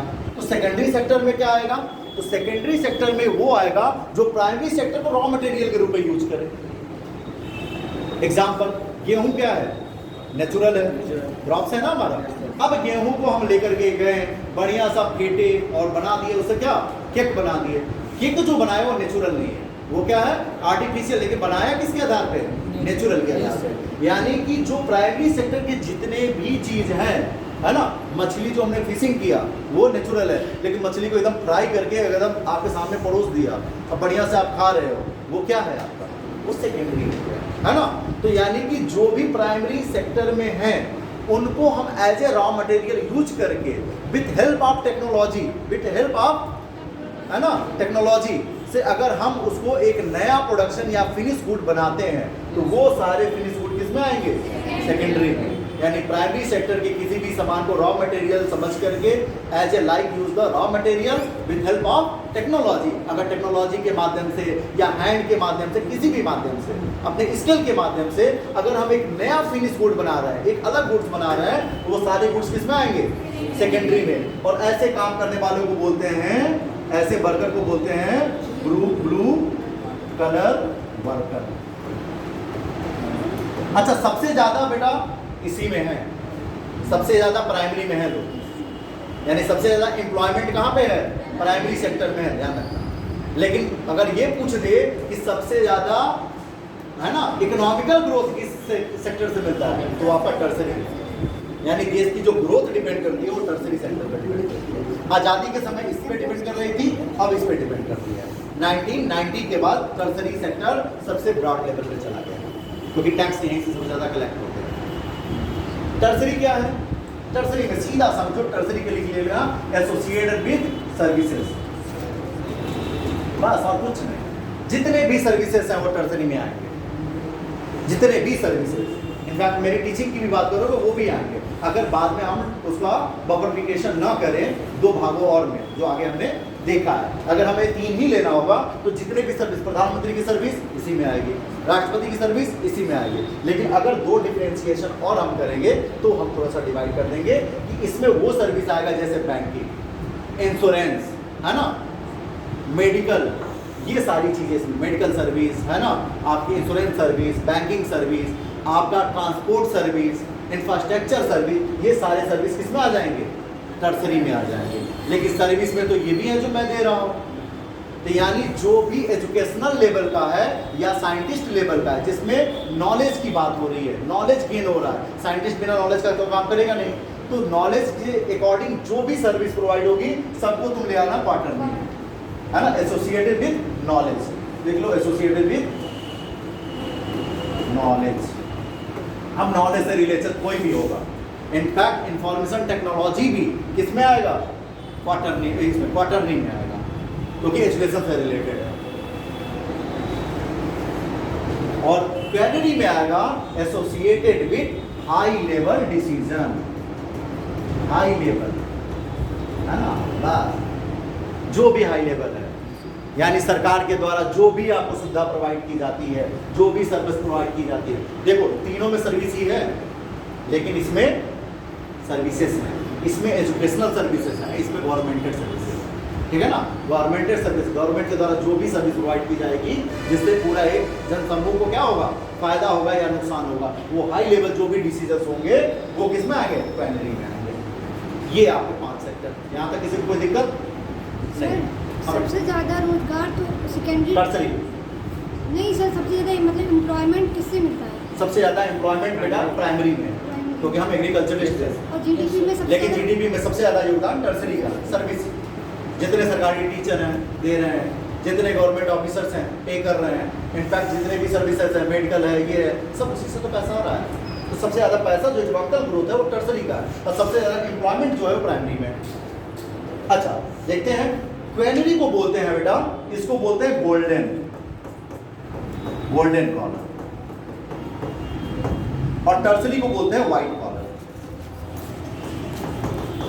White collar. Tertiary white collar है, और जो प्रधानमंत्री डिसीजन लेता है वो गोल्डन कॉलर है। क्वार्टरली को कुछ ऐसा अभी डिफरेंशिएट किया नहीं गया तो उस बारे में ठीक है नहीं करेंगे। अब ऑर्गेनाइज और अनऑर्गेनाइज को देख लिया जाए, थोड़ा सा समझ लेते हैं। जानते सब हो, बस समझना है, अब रिलेट करना है खुद से। कैसे रिलेट करते हैं देखते हैं। देखो, हम लोग रेस्टोरेंट में जाते हैं ना, तो रेस्टोरेंट में जब जाते हैं तो हमको क्या मिलता है? बिल। खाना तो भाई हम बाहर ठेले पे भी मिल जाएगा, ऐसा नहीं है, अब बढ़िया मिलता है ना, तगड़ा मिलता है, टेस्टी मिलता है। भले अगले दिन दिक्कत आ जाए पेट में, अलग बात है, कभी झोंक के मारे रहते हैं मिर्चा, ठीक है, अलग बात है। दोनों में फ़र्क समझना। जब हम होटल में जाते हैं तो हमको मिलता है बिल, और उसका हम एक और चीज़ देखते हैं कि उनकी टाइमिंग बड़ी फिक्स होती है, उनके वर्कर्स को अलग अलग फैसिलिटी भी मिलती है, टिप तक मिल जाता है ना। यानी वो टोटल गवर्नमेंट के नज़रिए से देखा जाए तो जहाँ पे हर चीज़ का ब्यौरा होता है, जो जीडीपी में कहीं ना कहीं डायरेक्ट काम करता है। यानी होटल में एक बर्गर बिका तो उसका बिल जनरेट हुआ, और ऑटोमेटिक एक बर्गर का जो रेट है वो हमारे देश की जीडीपी में जुड़ गया, क्योंकि वो ऑर्गेनाइज्ड है। लेकिन हम ठेला पे जाते हैं और 15 रुपए का बर्गर खाते हैं, तो क्या ठेला वाला हमको बिल देता है? चलो बिल दिया या नहीं दिया, सरकार को पता चल गया क्या कि फलाने ठेला वाले ने एक बर्गर बेच दिया? नहीं। आप भी मार्ट से कपड़ा खरीदते हो या भी बाजार से खरीदते हो, जैसे ही ये कपड़ा सेल लेते हो उसकी बिलिंग हुई, गवर्नमेंट को ये पता चल गया, मॉस्पी होता है उसको कंडक्ट करने के लिए, ठीक है। मॉस्पी वाले को पता चल गया कि एक कपड़ा बिक गया, यानी देश की जीडीपी में एक कपड़े का रेट जुड़ गया। इंपॉर्टेंट नहीं कि 99 रुपए का कर दे हो कि 199, उसे ये इंफॉर्मेशन पता होती है कि आज सेल हुआ। लेकिन वही तुम फुटपाथ पे चले गए, 100 रुपए 100 रुपए 100 रुपए, वहां से तुमने 10 कपड़े खरीद लिए, क्या सरकार को पता चला? नहीं पता चला। ये भी एक ऐसा फैक्टर है भारत का कि जिससे हमें अपनी जीडीपी कैलकुलेट करने में प्रॉब्लम क्रिएट होती है कि हमारे यहाँ ऑर्गेनाइज जो सेक्टर है कम है और अनऑर्गेनाइज सेक्टर बहुत ज़्यादा है, तो उसकी जीडीपी हम एक अनुमान के तरीके से लगा लेते हैं कि हाँ एक ठेले वाला अनुमान का इतना कमाता होगा तो इसको जीडीपी में उतना ऐड कर दो। अब कोई ठेला वाला सही बताएगा क्या? जी साहब बस खर्चा वर्चा निकल जाता है, लेकिन नियम तो देखो ठेला वाला घर बना के रखा हुआ है, अब बहुत ठेले वाले नहीं भी कमा पाते हैं। तो ऑर्गेनाइज सेक्टर वही है जिस सेक्टर के बारे में गवर्नमेंट को पूरी तरीके से नॉलेज है कि अगर वो कोई भी एक्टिविटी करता है, 1 रुपए का भी सामान बेचता है तो सरकार को उसके बारे में पता चलता है और उसको वो 1 रुपया ऑटोमेटिक जीडीपी में क्या करता है? कैलकुलेट हो गया। ऐसे सेक्टर होते हैं ऑर्गेनाइज सेक्टर और अनऑर्गेनाइज सेक्टर जिसके बारे में गवर्नमेंट को कुछ भी नॉलेज है ही नहीं। इसलिए सरकार कहती है जीएसटी लगाओ, जीएसटी लगाओगे तो ऑटोमेटिक सरकार को पता चलेगा। अब ठेला वाला जो है उसके बारे में अनऑर्गेनाइज है, इसके बारे में कितना रुपया वो कमा ले सरकार एक अनुमानता जोड़ लेती है, सरकार को इससे टैक्स मिलने वाला नहीं है, ना इसके लिए बिलिंग मिलेगा कुछ भी। यही आपका ऑर्गेनाइज सेक्टर है। आगे जब हम बैंकिंग पढ़ेंगे इसमें बहुत अच्छा डिटेलिंग पढ़ेंगे, अभी बस जानना जरूरी बेसिक है हमारा। तो ऑर्गेनाइज सेक्टर वो सेक्टर जो रजिस्टर्ड है और जो रजिस्टर्ड नहीं है वो ऑर्गेनाइज्ड है। अब ऑनरशिप के आधार पे 2 सेक्टर होते हैं, एक होता है पब्लिक सेक्टर और दूसरा होता है प्राइवेट सेक्टर। पब्लिक सेक्टर क्या होता है? वो सारे सेक्टर जिसपे पूरा कंट्रोल किसका है? कंट्रोल्ड बाय गवर्नमेंट, है ना। और ये प्राइवेट कंट्रोल्ड बाय इंडिविजुअल। हम जो है उसको इंडिविजुअल ही कहें ना, इंडिविजुअल यानी किसी भी एक व्यक्ति विशेष के द्वारा। यानी टाटा कंपनी क्या है? पब्लिक है या प्राइवेट है? प्राइवेट है। भले बहुत बड़ी कंपनी है लेकिन उसको उसके ऑनर क्या है? टाटा जी हैं, है ना। हम रिलायंस की कंपनी जो है क्या है? वो पब्लिक है प्राइवेट है? लेकिन जो हमारा हॉस्पिटल है सरकारी हॉस्पिटल वो पब्लिक है ना, वो सरकार द्वारा चलाया जा रहा है, ठीक है ना। ये जो विकास भवन है जो हमें सर्विस प्रोवाइड करता है, PWD ऑफिस है, ये क्या है? तो ये हमारा पब्लिक सेक्टर है। यानी सेक्टर के आधार पे 2 है, एक पब्लिक है जो गवर्न बाय या कंट्रोल्ड बाय गवर्नमेंट और प्राइवेट सेक्टर जो कंट्रोल्ड बाय या ओन बाय इंडिविजुअल, किसी एक व्यक्ति विशेष। वो व्यक्ति विशेष कोई भी हो सकता है, आप हम कोई भी आने वाले समय में हो सकते हैं। दूसरा हमने कहा कि वर्किंग के आधार पर ऑर्गेनाइज और अनऑर्गेनाइज। जो रजिस्टर्ड है जिसके 1 रुपये भी सेलिंग होने के बाद गवर्नमेंट को पता चले। अच्छा इसमें लेबर ओवर को भी डिफ्रेंशिएट करेंगे, लेबर को बड़ा फैसिलिटी मिलती है, इसमें लेबर की टाइमिंग फिक्स नहीं है ना। कभी 8 बजे छोड़ देंगे, बारिश हो गया तो चलो भाई कुछ और ना झाड़ू लगवा लेंगे। सर जैसे गिग इकोनॉमी में जो इन्वेस्ट करते हैं गिग वर्कर्स, किसमें? गिग वर्कर्स सर, हाँ वो आएंगे ना इसके अंदर? आएंगे, 100% आएंगे। और बाकी देखो ऑर्गेनाइज वाले में सब कुछ फिक्स है। अगर ओवर टाइम करो तो पैसा मिलेगा? ऑर्गेनाइज में मिलेगा? ओवर टाइम पे मिलता है बेटा, इसमें नहीं मिलेगा। इसमें तो करा लेंगे, जबरदस्ती ना करोगे तो कल से छोड़ के दूसरे के लिए यही होता है ना। तो ये चीज़ें आपको समझना है कि इस तरीके से फैक्टर्स हमारे काम करते हैं। और भी बहुत सारे फैक्टर हैं जो हमारे लिए इंपॉर्टेंट नहीं है, तो नोट्स में मिलेगा, आप लोग देख लेना, ठीक ना। अब चलते हैं थोड़ा सा जीडीपी, क्योंकि आज के टॉपिक में जीडीपी भी है, तो जीडीपी पे आ जाते हैं। जीडीपी है क्या?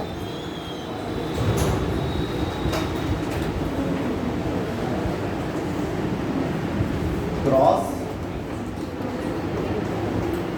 Domestic product. चलो इसी को कुछ बता दो, इसको बहुत वो पढ़े हो गए, ग्रॉस डोमेस्टिक, इसके आगे तो मैं ही बताऊंगा, है ना। जीडीपी है क्या बेटा? किसको जीडीपी कहेंगे? कौन सा वर्ष? एक वित्तीय वर्ष, 1 फाइनेंशियल ईयर, है ना। यही सब छोटी छोटी बातें बहुत ध्यान रखना होता है एग्जाम में। एक वर्ष तो वो भी हो सकता है जनवरी से लेकर के लास्ट 31 दिसंबर तक, लेकिन 1 वित्तीय वर्ष यानी फर्स्ट हाफ अप्रैल से लेकर 31 of March, that's called the financial year, है ना। उसी फाइनेंशियल ईयर में क्या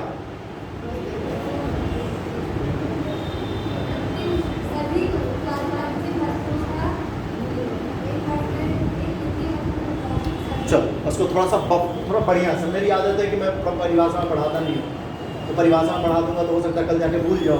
अब समझते हैं मानचित्र हमको बनाने नहीं आता है। हाँ ठीक, अब समझते हैं उस चीज़ को, जो आपने बोला सही है, वो परिभाषा के हिसाब से सही है। अब थोड़ा सा मैं समझा दूँ इसको। अब मानचित्र नहीं बनाने आता है तो इसको समझना, ये मेरा भारत है, ठीक है, कोई दिक्कत किसी को? समझो ये भारत है, ये हमारा नॉर्थ हो गया, ये हमारा ईस्ट हो गया, ये हमारा साउथ हो गया, हमारा वेस्ट हो गया, ठीक है। अब देखते हैं कि इसमें किस तरह के लोग गुड्स एंड सर्विस प्रोवाइड करते हैं। पहला तो इंडिविजुअल, हम छोटा सा शुरू करते हैं कि मैं हूँ, है ना, इस देश में, भारत में, तो क्या मैं गुड्स एंड सर्विस प्रोवाइड कर सकता हूँ? हाँ सर, कर सकते हैं। तो पहला हो गया इंडिविजुअल्स। क्या सिर्फ मैं इंडियन ही रहता हूँ या फिर फॉरेनर नहीं रहते हैं? क्या रहते हैं, यानी कि इंडिविजुअल्स एंड फॉरेनर्स। अभी समझेंगे, बस इतना ही समझो। फॉरेनर्स, देश से बाहर हो गया, उसको अंदर कर लेना आप लोग, ठीक ना, देश से बाहर नहीं ले जाना है, उसको अंदर लेकर आना। यानी कि इंडिविजुअल में दो तरह के लोग रहते हैं, एक तो जो इंडियन है, भारतीय नागरिक है, दूसरे जो फॉरेनर है। अच्छा, कंपनी कैसी है? इंडियन कंपनी है, यानी कि इंडियन कंपनी, कंपनी को CAMP लिख दे रहा हूँ। और हमारे पास और कौन है? फॉरेन कंपनी भी तो हमारे यहाँ काम करती है, फॉरेन कंपनी। और कोई और गुड्स एंड सर्विस प्रोवाइड करेगा क्या? सर करता है। कौन करता है? सर गवर्नमेंट करता है। तो सेंट्रल गवर्नमेंट। और कोई करता है? हाँ सर, स्टेट गवर्नमेंट भी हमारे लिए काम सर्विस प्रोवाइड करता है।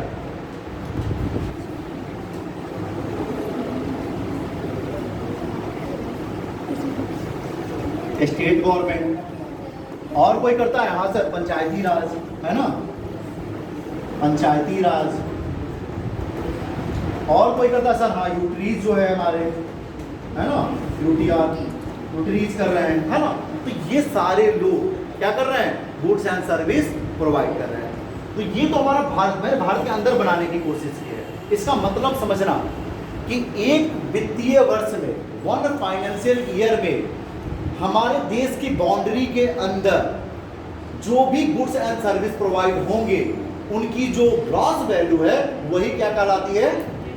अब ग्रॉस और नेट में अभी डिफरेंशिएशन नहीं करना है, अभी हम उसको बाद में समझेंगे ग्रॉस क्या होता है, नेट क्या होता है, ठीक है ना। अभी समझो, बस इतनी बात है कि ये हमारा भारत है और भारत के अंदर ही मैंने सबको बनाया है, बस लिखने में बाहर आ गया है, बट समझना कि देश की बाउंड्री के अंदर एक वित्तीय वर्ष में जितने भी गुड्स एंड सर्विस प्रोवाइड होते हैं, मैटर नहीं कि इंडिविजुअल इंडियन के द्वारा या फॉरेनर के द्वारा, बस हमारे बाउंड्री के अंदर बनना चाहिए। चाहे वो इंडियन इंडिविजुअल के लिए हो, चाहे वो फॉरेन इंडिविजुअल हो, चाहे इंडियन कंपनी के द्वारा बनाया गया हो, चाहे फॉरेन कंपनी के द्वारा बनाया गया हो, विदेशी कंपनी, गवर्नमेंट तो नहीं आएगी, गवर्नमेंट तो हमारी ही रहेगी। तो इनके द्वारा जो भी गुड्स एंड सर्विस बनाई जाती है वही वन फाइनेंशियल ईयर ये में जो भी total goods and service produce, कहां पे? विद इन बाउंड्री, बाउंड्री के बाहर नहीं। इस बात का ध्यान रखना कि भारत के अंदर जो भी गुड्स एंड सर्विस एक साल में प्रोवाइड किया जाएगा, नो मैटर किसके द्वारा, कंफर्म कर लो, नो मैटर किसके द्वारा, भारत के अंदर या किसी भी देश के लिए पूछा जाए तो किसी भी देश के बाउंड्री के अंदर वन फाइनेंशियल ईयर में बने गए टोटल गुड्स एंड सर्विस की जो वैल्यू होती है वही GDP कहलाती है। अब वो किसके द्वारा बनाया गया ये मैटर नहीं करेगा।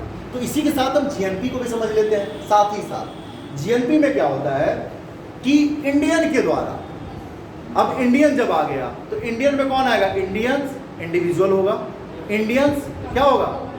कंपनी भी होगी, यानी इंडियंस के द्वारा नो मैटर कहाँ, पहले यहाँ था नो मैटर कौन, है ना, लेकिन वहाँ होगा GNP में नो मैटर कहाँ, यानी कि एक इंडियन के द्वारा चाहे इंडिया में चाहे फॉरेन में कोई भी गुड्स एंड सर्विस प्रोवाइड की जाती है उसकी जो टोटल वैल्यू होती है वो GNP कहलाती है। और समझ सकते हो NRI जो हमारे इंडियन है जो बाहर अमेरिका में रह रहे हैं और अमेरिका में जो पैसा कमा रहे हैं तो वो पैसा कमा करके कहाँ ला रहे हैं? अपने घर पे इंडिया में ला रहे हैं ना, वो GNP में शामिल होगा, ठीक है ना। तो दो चीजें ध्यान रखना है, नो मैटर हूम, यानी कि GDP में मैटर नहीं करता कि इंडिया की बाउंड्री में कौन प्रोड्यूस कर रहा है, बस इंडिया की बाउंड्री में प्रोड्यूस हो रहा है, इसलिए जीडीपी हमारा जोड़ा जाएगा। और इंडियन के द्वारा, इंडिया में चाहे इंडिया के बाहर, यानी कि उसमें सिर्फ एक टर्म्स आपको ध्यान रखना, इंडियन। अगर इंडियन है तो उसकी जो वैल्यू होगी गुड्स एंड सर्विस की, वो जीएनपी में कैलकुलेट होगी। अब यहाँ पे मैंने एक बात बोला था कि अब बताओ जीएनपी बेटर है कि जीडीपी बेटर है? जीएनपी बेटर है। जीडीपी, देखो अभी तक तो जीडीपी चलता है ना टीवी पे, न्यूज चैनल पे जो लीडर्स बैठते हैं चिल्लाते हैं मैंने ये कर दिया, मैंने वो कर दिया, और सामने वाला विपक्ष वाला भी बेवकूफ है, पढ़ा नहीं है ना। पढ़ना चाहिए, पढ़ने से ज्ञान बढ़ता है, वहाँ बैठ के चिल्लाने से नहीं होता है भाई। जीडीपी में इंडिविजुअल पता नहीं कर रहे हैं कि नहीं कर रहे हैं, बैठ के तो भी तैयारी कर रहे हैं। अब विदेश का बच्चा आकर के हमारे यहाँ पैसा कमा रहा है। हमारी कंपनी कम है, 5-6 तो इनके टाटा बिरला और अडानी है, लेकिन फॉरेन की सारी कंपनियां तो नोएडा में छाई हुई हैं। इसका मतलब है कि वो जितना पैसा बनाते हैं हमारी जीडीपी में शामिल तो होता है, लेकिन क्या हमारी इनकम में शामिल होता है क्या? क्योंकि पैसा कमा के हमारे यहाँ थोड़े छोड़ेंगे, पैसा कमा के तो अमेरिका कंपनी अमेरिका में ले गई, हमको तो कुछ टैक्स दे दिया ना।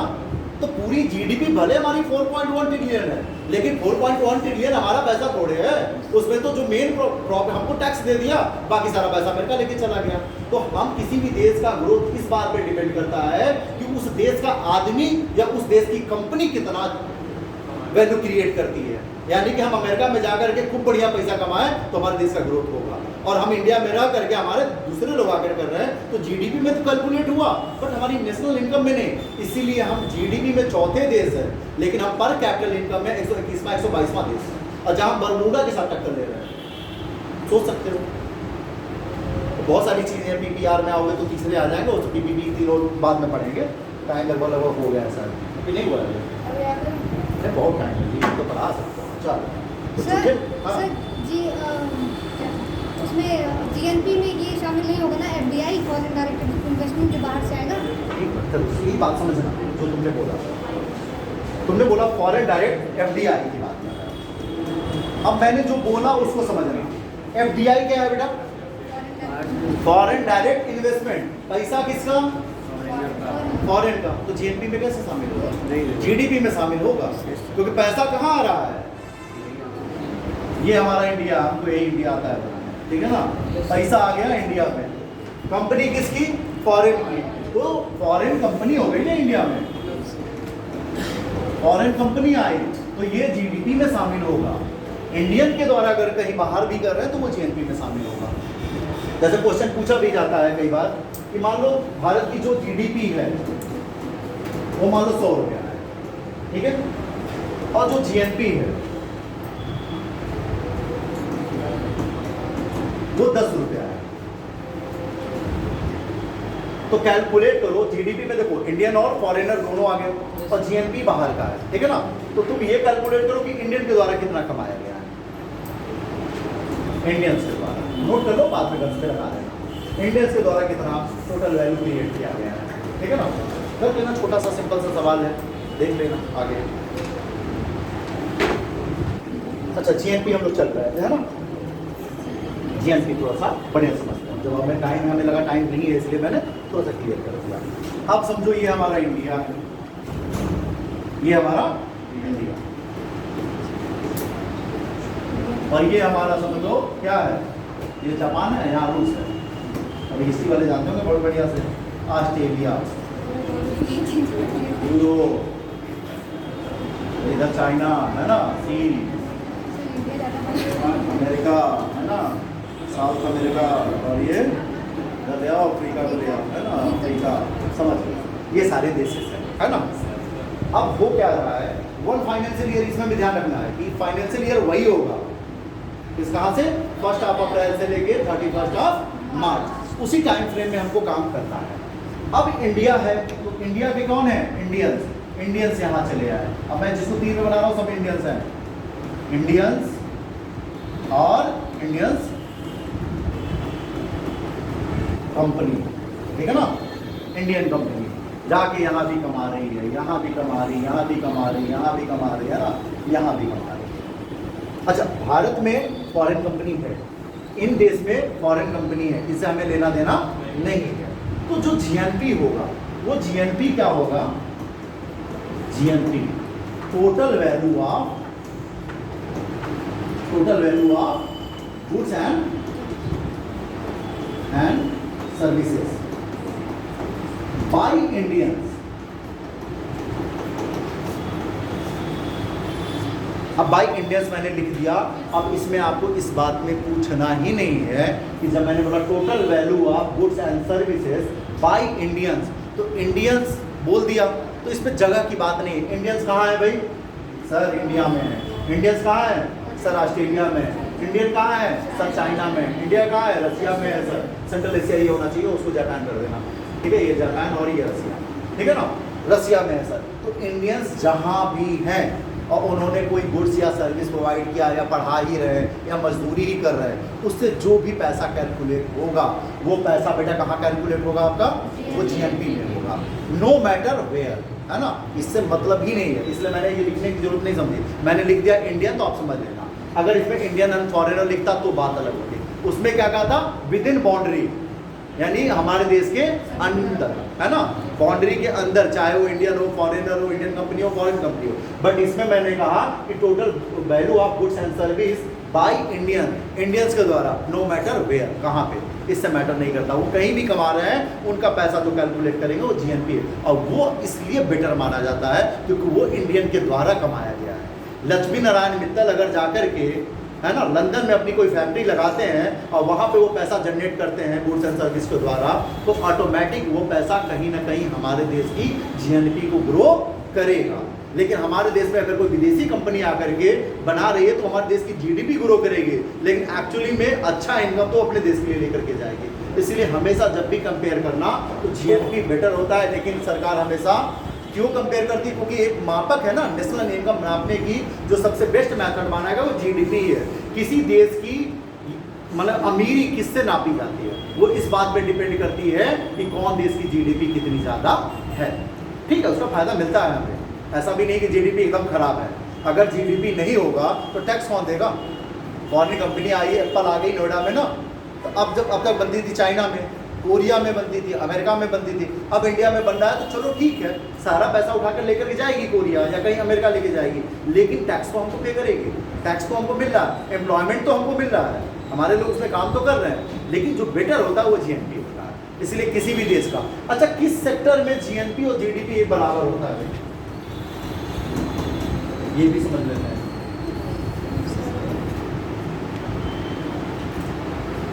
कौन ऐसा मार्केट है जहां पे जीडीपी और जीएनपी हमेशा बराबर होता है?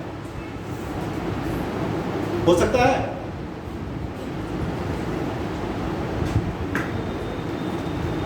जीडीपी और जीएनपी बराबर होता है, ऐसा किस कंडीशन में हो सकता है? सोचो, दिमाग हल्का सा लगाओ। भारत के जो उद्योग बाहर भी जाए, भारत में वही उद्योग, मतलब भारत का जो सेक्टर है तो बाहर भी जाकर वही काम करे, मतलब बाहर का पैसा नहीं। तब तो मिसलेनियस होगा, तो कहीं ज़्यादा होगा कहीं कम होगा, जो बोले वो पॉइंट पकड़ लो बस। तो वो एक मैनेजमेंट, यानी कि अगर भारत ना को आयात करे ना भारत कोई निर्यात करे, यानी जिसको बोलते हैं क्लोज मार्केट, है ना, अगर हमने मार्केट को क्लोज कर दिया तो सारा जीडीपी जीएनपी तो इक्वल हो जाएगा, सारे इंडियन क्लोज हो गए इंडिया में, है ना, ना हम आयात करेंगे ना निर्यात करेंगे। जब हम बंद मार्केट बना देते हैं ना, उस समय क्लोज मार्केट में जीडीपी और जीएनपी क्या हो जाता है? इक्वल हो जाता है, क्योंकि ना हम बाहर का जोड़ेंगे ना अपना किसी को जोड़ने देंगे, ऐसा होता है। जो तुमने बोला था उसने तुमने बाहर भेजा, लेकिन यहाँ पे आयात निर्यात को किस तरीके से क्लोज करना पड़ेगा। चलो, अब जीडीपी कैलकुलेशन के बेटा 3 मेथड है, उसको भी इसलिए नहीं शुरू करूंगा कि तीनों मेथड में कम से कम एक साथ समझना हमें पड़ेगा, कैसे how to calculate to GDP. वो लगभग 1 घंटे का चैप्टर आपका है। अगर उससे पहले कुछ अगर पढ़ना हो तो बताओ उस टॉपिक। जीडीपी में किसी को कोई दिक्कत नहीं। अब जीडीपी कैसे कैसे कैलकुलेट होता है, as a market price, as a base price, as a constant year, ये बहुत जान लेना। कल की जो टॉपिक है बहुत ही समझो क्रिटिकल भी है और बहुत ही टेक्निकल है। समझोगे तो मजा आएगा, नहीं समझोगे तो जीवन भर में नहीं समझ में आएगा। लेकिन 1 घंटा अगर ईमानदारी से दे दिए तो जीडीपी कैसे कैलकुलेट होता है, किन किन मैथड का यूज पूरा वर्ल्ड करता है, हम कौन सा मैथड यूज करते हैं, वो सारा क्लियर कर दूंगा एक टॉपिक में। लेकिन थोड़ा सा एक चीज़ और समझते हैं, है ना, कि जो फैक्टर ऑफ इनकम हम लोग पढ़ रहे थे उस पर काम हम कैसे करते हैं। देखो हमारे पास रिसोर्सेज है, अब थोड़ा सा बैक में आते हैं कि काम हम कैसे करते हैं। तो देखो किसी भी देश के पास क्या है बेटा, रिसोर्स है। अब रिसोर्स क्या करेगा, कैपिटल के साथ मिल जाएगा, है ना। अगर रिसोर्स और कैपिटल एक साथ मिल गया तो क्या बनेगा बेटा, गुड्स एंड सर्विसेज। अच्छा, ये रिसोर्सेज का यूज कौन कर रहा है,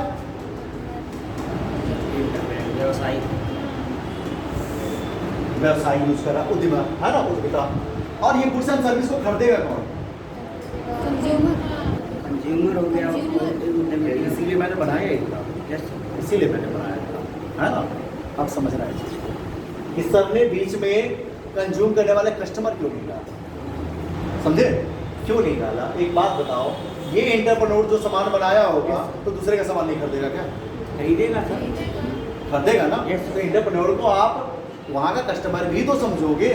ऐसा थोड़े कि टाटा साहब अब टाटा की गाड़ी बना रहे हैं तो अब कल से चावल नहीं खाएंगे, अब टाटा की गाड़ी ही खाएंगे। कितना भी कमा लोगे तो वही 4x6 का बेड मिलना है सोने के लिए, कितना भी राजा बन जाना सोने का निवाला नहीं खाओगे। एक फिलॉसफी अगर जीवन में संतुष्ट रहना है तो बना लेना, कितना भी कमा लो सोने का हार पहन के घूम सकते हो, सोने का चावल नहीं खाओगे। खाना वही चावल है जो खेती में हुआ है। अब कितना भी अमीर हो जाओ, कितना भी बड़ा घर बना लो, सोओगे वही 4x6 वाले बेड पे। भले तुम अपना बेड 12 फुट का बनवा लेंगे, सोओगे उतने में, थोड़े लात मार मार के वहाँ पहुँचे रहोगे। तो सुकून से जीना है तो बहुत ज़्यादा इच्छा नहीं पालना है, बहुत क्लियर कट लाइफ जीना है कि लाइफ को बड़े अच्छे तरीके से जीना। अगर बहुत सारे ऐसे देश हैं जो बहुत अमीर नहीं हैं लेकिन हैप्पीनेस रिपोर्ट, अभी वो भी हमको पढ़ना है, जो मैं बातें करूँगा वो मेरी बाहर की बात नहीं होगी, कहीं ना कहीं वो टॉपिक में आएगा। हैप्पीनेस रिपोर्ट में हम बहुत पीछे हैं, बहुत छोटे छोटे देश हैं, भूटान भी हमसे कुछ देश है। क्यों, रिसोर्सेज नहीं है, टेक्नोलॉजी नहीं है, बट क्या है, इच्छाएं भी बहुत बड़ी नहीं रहती हैं, हमारी इच्छाएं बहुत बड़ी हो जाती है। फलाना क्या फॉर्चूनर आया तो हम भी फॉर्चूनर कर देंगे, है ना। तो इसलिए एंटरप्रेन्योर को मैं कस्टमर से अलग नहीं किया हूँ। मैं जान रहा था कि कोई ना कोई बोलेगा सर यहाँ बीच में कस्टमर डाल दीजिए, तो क्या कस्टमर को फिर एंटरप्रेन्योर से कैसे मिलाऊंगा, है ना। यही कस्टमर भी है, कल हम ही जो है कस्टमर है, कल हो सकता है व्यवसाय बन जाए, एक होटल खोल लें। ऐसा नहीं कि होटल खोल लिया तो अपने होटल का सामान यूज करेंगे, दूसरे का भी तो सामान यूज करेंगे। तो ये सारा चीज़ है, और ये सारा चीज़ काम कैसे करता है, किसी भी देश के पास क्या होनी चाहिए, सेविंग होनी चाहिए। अगर उनके पास सेविंग नहीं है तो वो कभी भी इन्वेस्टमेंट नहीं कर सकते हैं। भाई तुम्हारे पास पैसा नहीं तो कहाँ से भाई इन्वेस्ट करोगे, और जब तक इन्वेस्ट नहीं होगा तब तक हमारा इकोनॉमिकल ग्रोथ नहीं होगा, है ना। आज के लिए इतना ही काम, ठीक है ना। कल टोटल जीडीपी कैलकुलेशन को हम लोग खत्म करेंगे। अच्छा, किसी को मेरी आवाज़ न समझ में आई हो, मेरी बात न समझ में आई हो, या मैं बहुत तेज बोल रहा हूँ, है ना, कोई दिक्कत इसमें नहीं, क्योंकि जैसे खेड़ा में पढ़ाता हूँ तो उनको लगता है कि मैं बहुत तेज बोल रहा हूँ स्पीड, तो वहाँ मैं थोड़ा धीरे, मतलब आवाज़ तो तेज रखता हूँ लेकिन स्पीड थोड़ा स्लो कर देता हूँ। एक्चुअली वहाँ हिस्ट्री पढ़ाता हूँ। अब हिस्ट्री में क्या है कि टॉपिक बहुत ब्रॉड होता है, तो भाई उसको बहुत 90 दिन में खत्म कर देना है, 90 दिन में खत्म करना है तो भाई स्पीड में लेके चलना पड़ेगा। सर एक क्वेश्चन है सर, जीडीपी स्लैब अभी ही क्यों कम किया गया है, पहले भी तो कम किया गया। वो डिपेंड, देखो जीडीपी स्लैब ऐसे कम नहीं होता है, ये ध्यान रखना है। जीडीपी स्लैब काम करने के लिए देखो जो हमारे फाइनेंस मिनिस्टर होते हैं, ठीक है ना, और मौसमी है, उनके बीच में बातें होती हैं, तो वो दोनों मिल करके देखते हैं। वो पहले ही आपको जो लगता है कि हमारा जो ग्रोथ है ना वो हम अभी डिसाइड करते हैं, हमारा ग्रोथ साल भर पहले डिसाइड हो जाता है कि हमारा ग्रोथ कैसा होगा, उस ग्रोथ के हिसाब से हम आगे फ्लक्चुएट कर पाते हैं। अभी जो अब देखो एक सवाल है कि अभी जीएसटी बहुत कम किया गया है, ये इंपॉर्टेंट बात है। अब ये देखो सरकार अपने सुविधा के हिसाब से कम करता है, अब तक नहीं समझ में आया, हो सकता है वोट बैंक सर एक तो रीज़न ये है कि हमारे ऊपर टैक्सेशन बहुत ज़्यादा लगाया गया है, तो यूएसए और ईयू भी अब लगाने वाला है और 100% करने वाले हैं टैक्सेशन को, तो एक ये रीज़न मतलब हो सकता है। देखो ये रीजन इसलिए नहीं दूंगा, देखो अब ये तो पॉलिटिकल हो गया, पॉलिटिकल में ज़्यादा मैं जाता नहीं हूँ क्योंकि मैंने पहले भी बोला है मैं बहुत पॉलिटिकली इन्वॉल्व होता भी नहीं। बट इस बात को समझना, हमारे देश का जो सिस्टम है ना वो सिस्टम मुझे कभी समझ में नहीं आया। कैसे क्यों नहीं समझ में आया उसका रीजन समझना। अगर टैरिफ अमेरिका ने लगाया हमारे ऊपर, तो टैरिफ लगाने से क्या हुआ कि अमेरिकी सामान हमारे यहाँ बड़ा महंगा बिकेगा, हमारे ऊपर टैरिफ लगा यानी हमारा सामान क्या हो जाएगा, ऑटोमेटिक अमेरिका के मार्केट में महंगा होगा। मैंने बताया था ना इकोनॉमिकल, तो हमारा जब सामान महंगा हुआ तो कोई इंडियन सामान क्यों लेगा। तो इससे अब ये कहोगे कि अगर हम अपने यहाँ देश में जीएसटी कम कर दें तो जीएसटी कम करने से क्या होगा कि हमारा सामान हमारे मार्केट में बिक जाए, तो वैसे भी बिक रहा था, उससे कोई फर्क नहीं पड़ने वाला है। लेकिन हाँ, ये कह सकते हो कि इलेक्शन आ रहा है, अब ये मैं नहीं कर सकता एज ए टीचर, ये मैं नहीं कर सकता, बट इलेक्शन आता है तो सबको पेट्रोल के दाम भी सस्ते होते हैं। अभी इतने दिन से गवर्नमेंट को नहीं समझ में आ रही थी कि हमारे देश में महंगाई चल रही है, तो आज जब टैरिफ, ध्यान रखना, जब टैरिफ लगता है तो महंगाई बढ़ती है, तो आज भारत सरकार को समझ में आ गया कि कम करना है। अब कितना दिन तक कम रखेंगे ये भी समझ लेंगे। तो ये तो हमेशा हुआ है, ये तो बहुत दौर, हमने तो 90 के दौर से देखा है कि सरकार का जब चुनाव होता है तो तेल का रेट गिर जाता है ना, सर आपके अनाज के रेट गिर जाते हैं, और जैसे इलेक्शन खत्म हुआ तो 4 साल में पूछने वाला नहीं है। अभी नेताजी आपसे मिलने भी आएंगे, बट टैरिफ का जो इम्पैक्ट है बेटा वो अभी इस पर नहीं आया। टैरिफ का इम्पैक्ट तो अभी हमारा, ये तो फॉरेन पॉलिसी जब पढ़ोगे तो फॉरेन पॉलिसी में जो मैंने भी बताया था बंद मार्केट और खुला मार्केट, अभी हम खुला मार्केट के दौर में चल रहे हैं। खुला मार्केट में हम किसी के साथ इंपोर्ट कर सकते हैं, किसी के साथ एक्सपोर्ट कर सकते हैं। जो अमेरिका की टैरिफ है उसमें हम सिर्फ एक काम कर सकते हैं कि अमेरिका के सामानों पर टैरिफ लगा दें। अब अमेरिका के सामान हमारे यहाँ महंगा हो जाएगा तो ऑटोमेटिक अमेरिका का सामान हम नहीं लेंगे। अगर मुझे आईफोन 70,000 में मिल रहा था, अभी उसी आईफोन का रेट 1 लाख रुपया हो जाए तो मैं क्या करूँगा, वेट करूँगा 70,000 होने का। सर जैसे कि वो लोग टैरिफ लगा रहे तो हम भी लगा सकते हम हैं, लगा सकते हैं, खुला, लेकिन कोई रीजन देना होगा ना, क्योंकि कोई ऐसे रीजन नहीं होता है आपकी फॉरेन पॉलिसी में। लेकिन हम इसलिए नहीं लगा रहे हैं, आप पढ़ रहे हो, आप जब पॉलिटी पढ़ोगे तो उसमें आता है principal theory of foreign policy. हमारी इंडिया की एक प्रिंसिपल कॉन्सेप्ट है, हम उस प्रिंसिपल कॉन्सेप्ट को कभी तोड़ते ही नहीं है। कुछ ये गवर्नमेंट जो है, बीजेपी गवर्नमेंट है, कुछ तोड़ी है कुछ हद तक, लेकिन बाकी गवर्नमेंट इसको नहीं तोड़ती है। बाकी हम कहते हैं नहीं हमारा मूल सिद्धांत है, इस मूल सिद्धांत को हम नहीं तोड़ेंगे, और बाकी देश तोड़ करके घुस जा रहा है। हाँ, हमने भी तोड़ा है बहुत हद तक, वार में है ना, हमने ट्रेड में हमने तोड़ा है, लेकिन बहुत लंबे अरसे तक नहीं तोड़ा है। नहीं तो अगर हम तोड़ दें अपनी फॉरेन पॉलिसी के जो मूल हमारे प्रिंसिपल्स हैं, 5-6 प्रिंसिपल्स हैं, उसको तोड़ देंगे तो हम बहुत कुछ कर सकते हैं। तो पता चलेगा तुम्हारे ईस्ट, जो लुक ईस्ट पॉलिसी है, लुक ईस्ट पॉलिसी अभी खत्म हो रही है ना पूरी तरीके से। आपने अभी बांग्लादेश देखा, हमारे पश्चिम में आ रहा है, म्यांमार जो है हमारे पश्चिम में आ रहा है, इंडोनेशिया हमारे पश्चिम में। लुक ईस्ट पॉलिसी जो बनाया गया था वो इसीलिए बनाया गया था कि हम पश्चिम देशों में क्या कर सके, देख सके। लेकिन इस समय क्या हो रहा है, पूरब ईस्ट लुक ईस्ट पॉलिसी पूरब की साइड में हम देख सके, यानी कि वहाँ के देशों में क्या क्या एक्टिविटी हो रही है। और स्पेशली हमारा जो एक और कॉन्सेप्ट थ्योरी थी जो हमारे फॉरेन पॉलिसी में आता है, नाइगोरियन फर्स्ट, यानी कि पड़ोसी पहले। तो ये सारी चीज़ों में कहीं ना कहीं अटैक तो डायरेक्ट हो रहा है ना। तो अभी थोड़ा सा हो सकता है जनमानस का भाई लेना है, अभी हो सकता है, अब उस पर ज़्यादा डीप नहीं जाऊँगा, पॉलिटी है, पॉलिटी वाले सर से पूछ लेना वो सब चीज़ें, है ना। क्योंकि मैं बोलूँगा तो ये हो जाएगा किसी के पक्ष में बोलना, किसी के विपक्ष में बोलना, और टीचर को शोभा भी नहीं देता।